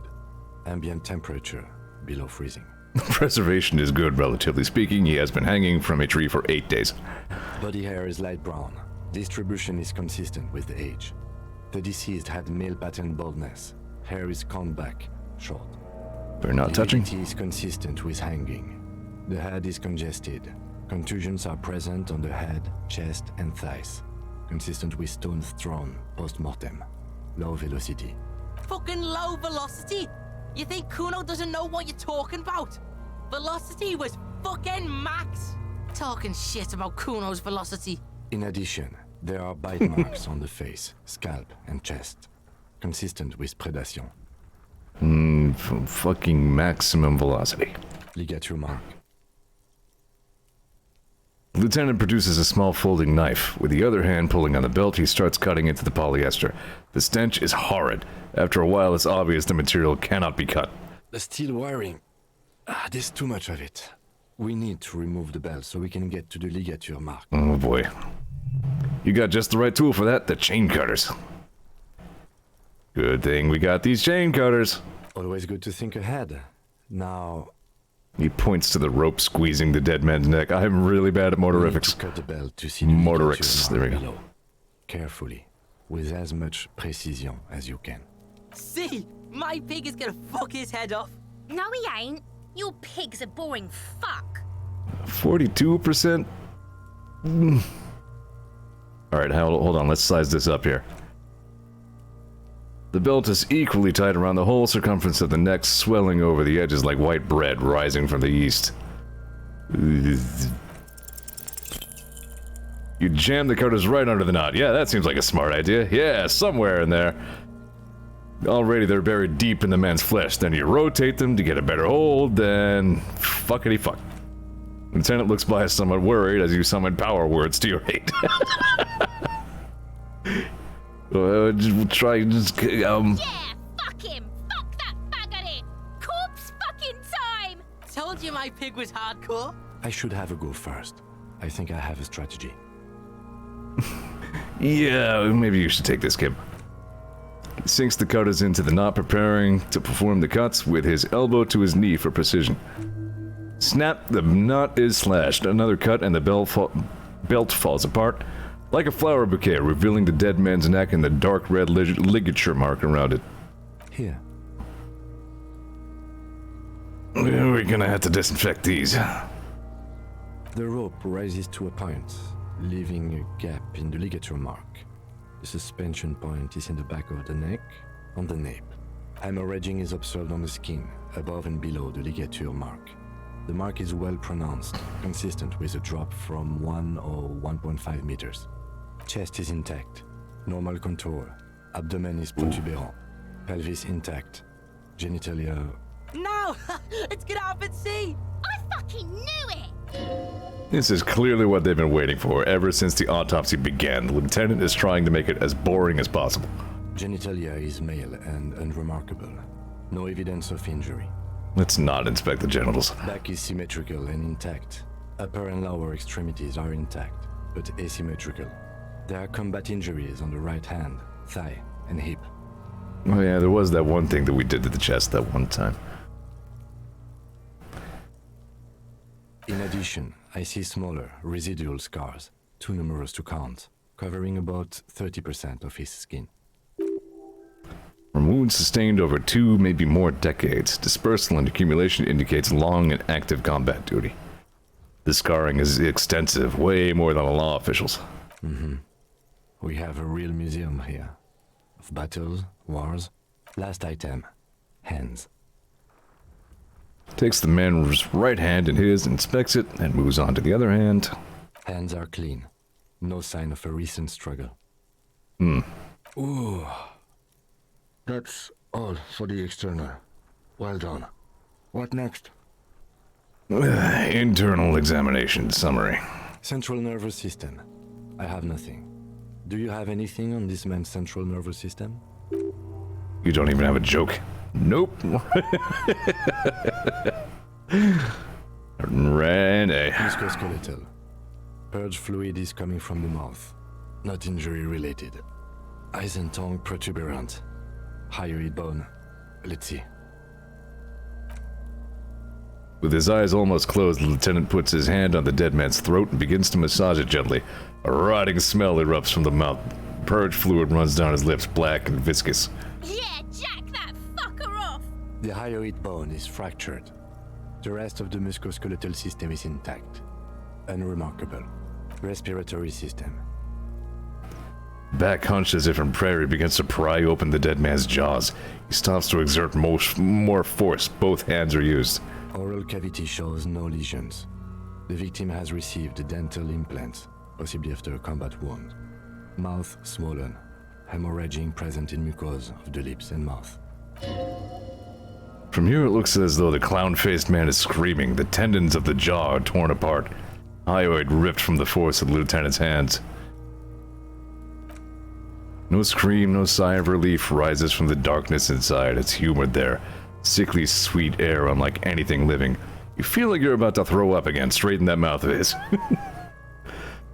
Hepatobiliary. NA. Why, don't we have anything? Are you a hepatobiliary expert? He looks at the corpse's stomach with a mixture of tiredness and disgust. I don't think so. Neither am I. NA. Same for toxicology and serology. NA. Both? Unless you have untapped reservoirs of knowledge there. The completionist in me wonders if there's still something we could do. Like a toxicology screening? At this stage, I doubt processing will find anything, even if he was brimming with cocaine. But still, you should add a request. That's right, NA and add toxicology requested. I'm sure he's just, he's just a bag of dude soup at this point, but still. Cardiovascular. The body exhibits heavy lividity. Blood has gathered in the hands, feet, and neck. Hypostasis is visually consistent with the hanging. Gastrointestinal. He breathes a sigh of approaching relief. This is the last field on the list. He looks around to the ground, the pool of feces there. This will do. Digested semi-solid food in stomach. Voila. Write it down. Keep the voila. What's next on the list? Description of injuries. Summary. Let's see. We have bite marks, contusions on the head and chest, and a ligature mark encircling the neck. You'll need 3 fields. Leave a 4th one too. What about the injuries we have inflicted? Oh, so we inflicted them? Okay, I have inflicted. Okay, so there's a spin-stabilized munition from a Kiel A990 muzzleloader lodged in his lung, and an incision on the thorax from a chain cutter. I wouldn't mention those. Better not to muddy the waters. I agree, the waters are muddy enough. See? These pigs are fucking corrupt. Why don't you fuck him if you love him so much? Now, injuries. Bite marks. Head, chest, and scalp bite mark injuries. predation by birds has caused damage to the body. Odontologist does not need to be consulted. And your opinion, officer? Non-fatal post-mortem. Agreed. Next injury? Contusions. So, the scalp bleeds from a post-mortem head injury, a stone. The injury does not have the rim of an early inflammatory response. The perpetrator on the scene has confessed to causing it post-mortem. At maximum velocity, fucko! Has confessed to causing it at maximum velocity. The lieutenant's admission has caused great gratitude in Kuno. He is silent with it. I love how just clinical he was about it. He's confessed to causing it at maximum velocity. Yes. Coagulated blood sticks to his scalp and chest where the countless stones have hit the dead man. Beneath the description of injury, 2 boxes. Non-fatal post-mortem. Right. Next. I'm aware of that, yeah. But also, like, spoilers, kind of. Ligature mark. A dark red abraded ligature mark encircling the neck, with a gap on the nape measuring, let's say, 7 centimeters. The hyoid bone is fractured, the cervical column intact. I see hemorrhaging on the skin, above and below the ligature mark. Depth of the mark, 1 centimeter. No signs of clawing on the neck. It is unusual for Kim to throw Kuno a bone like that, yeah. Below the note, 2 customary boxes. Non-fatal post-mortem. Maybe.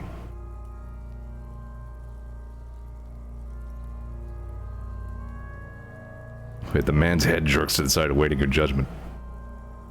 Shut up, Inland Empire.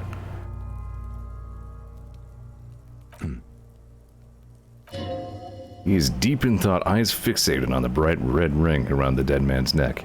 Why do you say that? I don't think this is the injury that killed him. Okay. Why don't you think it was fatal?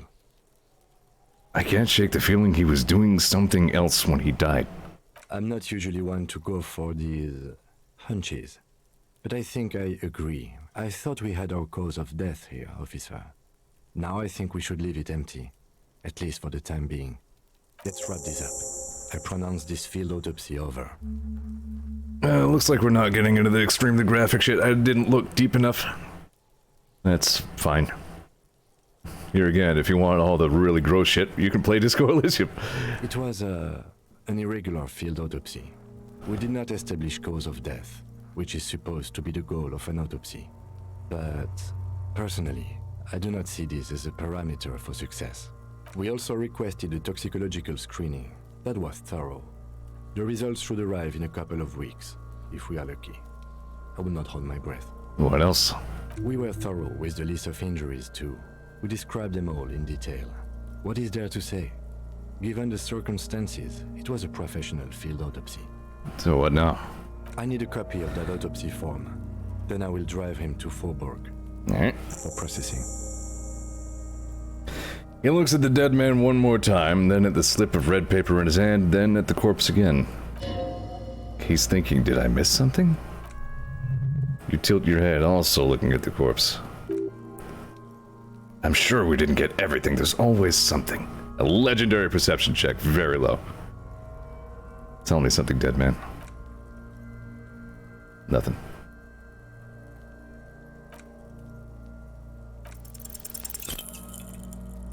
You run your hands over the victim's cold body, his limbs, his torso, with his swollen organs. Maybe you should be more thorough? I'm not looking at his pants again. The corpse seems to yawn contentedly as though it's glad you've run out of steam. Do you think we missed something? You can't shake the feeling there are more secrets concealed in the flesh before you. There's something we're not seeing. Okay, well, we are in livor mortis here. He is disintegrating. We need to refrigerate the body if we want to conduct another examination, and we need to do it fast. Where do we find a fridge for the body? It would have to be industrial in size. Let's start. This is not where I thought this was going. In rags, and the Fritz store down at the gates. If they don't know, but only if all else fails. Fuck are you looking at, Beano man? You want a piece of the Kuno? Wanna get fucked? Only if all else fails. You can shoot him if you want, Kim. I won't blame you. Remember the buttons on that intercom over there on the side of the building next to the whirling one was for a Revachol Ice City? Perhaps it's a clue? Hurry. This is one task we cannot sideline. With every hour, whatever we are looking for will become harder to find.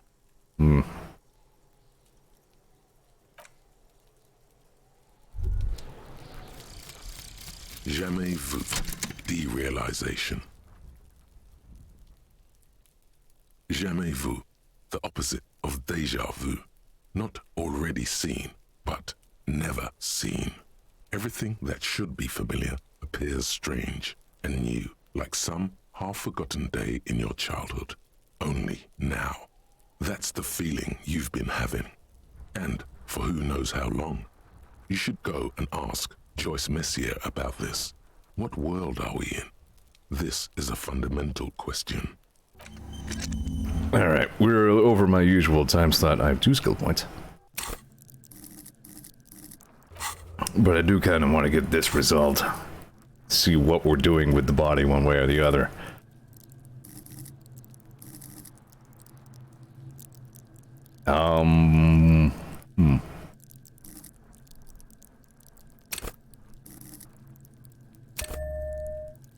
What else is going on over my thoughts? Let's keep that. Right, I have rigorous self-critique. Sure. Internalize my self-hatred. Good.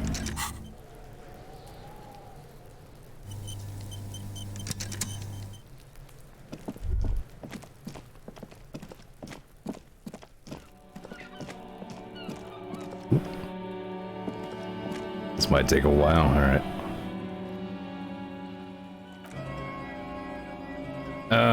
Never mind, maybe we should just send him off.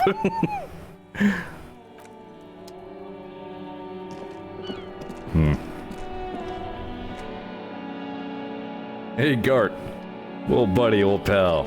Great friend. Good man. How would you love to do a favor for the Revachol Citizens Militia?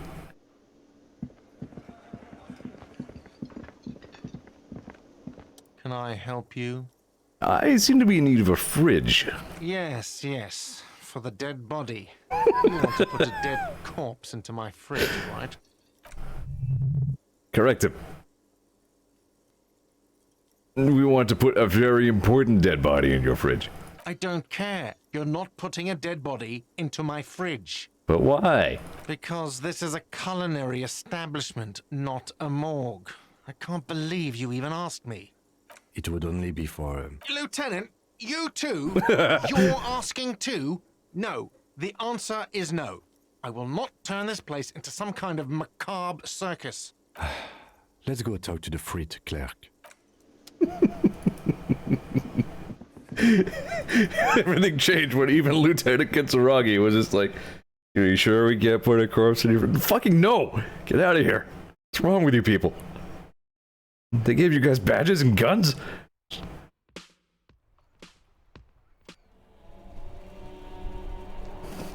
I mean, allegedly.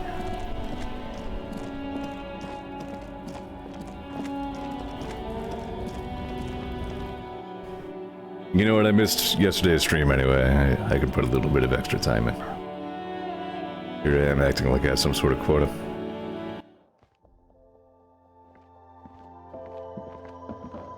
Hey, it's me, Hobocup. I need to put a dead guy in your fridge. Is this about the questions again? Because I don't really know anything. Does Freed have a warehouse in the back of the Whirling and Regs? A warehouse? I don't know. Maybe. I don't really care what Frit does. This is important. She scrunches up her face into an expression of consummate adolescent skepticism. Fine. Frit doesn't have a warehouse. Just a little back room here. Okay? Okay. Do we have a fridge? Mm-hmm. Right behind you. You're right, this is a fridge. Wicked. Yeah. I need to store a corpse there. You're joking, right? Yeah, never mind. It wouldn't fit. Yeah. Super funny. Ooh. Can you tell me anything about this reality we're in? Reality? You mean What reality? No, I mean the Economic reality or physical reality. I don't know. What about it? Where are we? We're in for it Where are we on a larger scale? as mankind or as a nation. As a or mankind. in a good place. I mean, science is doing great, and this radio computer thing seems to be kind of big. I don't know. Radio computer technology is very interesting.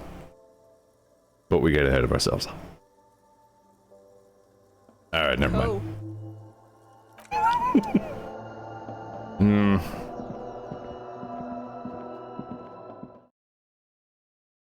So I'm thinking of where the game probably... I can't think of a place where we could probably put the body. But yeah, getting to there isn't a short process.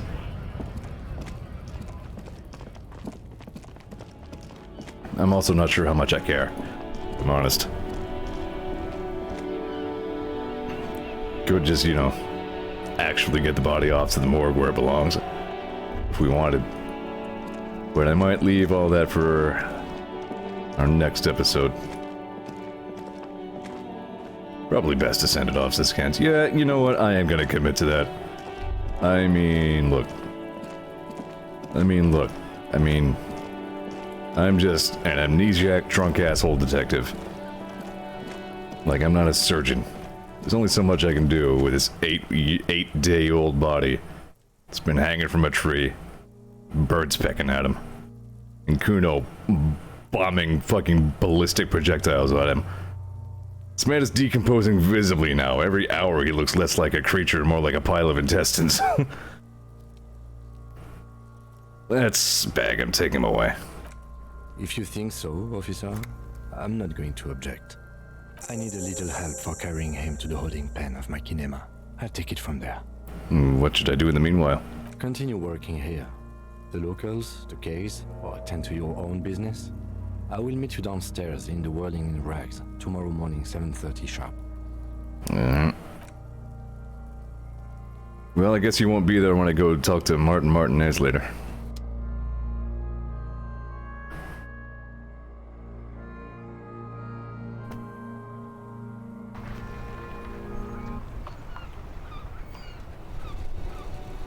Bye, Kim. So yeah, I think there's like an ice cream cooler in a place that was probably where that was going. At least that's my guess. I didn't mean quick save, I meant real save.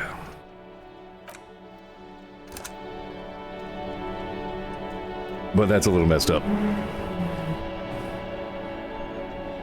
Unless you have like +4 perception, there's no real benefit to freezing it, says Kaz. That sounds about right. Yeah, I don't think there's much that changes that from like an extremely strenuous check anyway. So yeah, I think I'm just not built to find that. And you know, we can just go ahead and send them off for the real autopsy. Or, you know, just like a mop and bucket or something. Whatever they want to do with them. But anyway, there you go. There's another few hours of Disco Elysium. And that's all I got for you. Some good parts coming up next time. I know pretty much where I'm going after this. Things that we can do without Kim around. Now that he's finally getting rid of the body. That's a big victory. We've got something big done today. Alright, anyway. Yeah, that's enough out of me. More Batman tomorrow. And that's about it. Night. Thanks for watching my dumb streams. Both newcomers and old here-beers. That's stupid. I'm gonna stop saying words.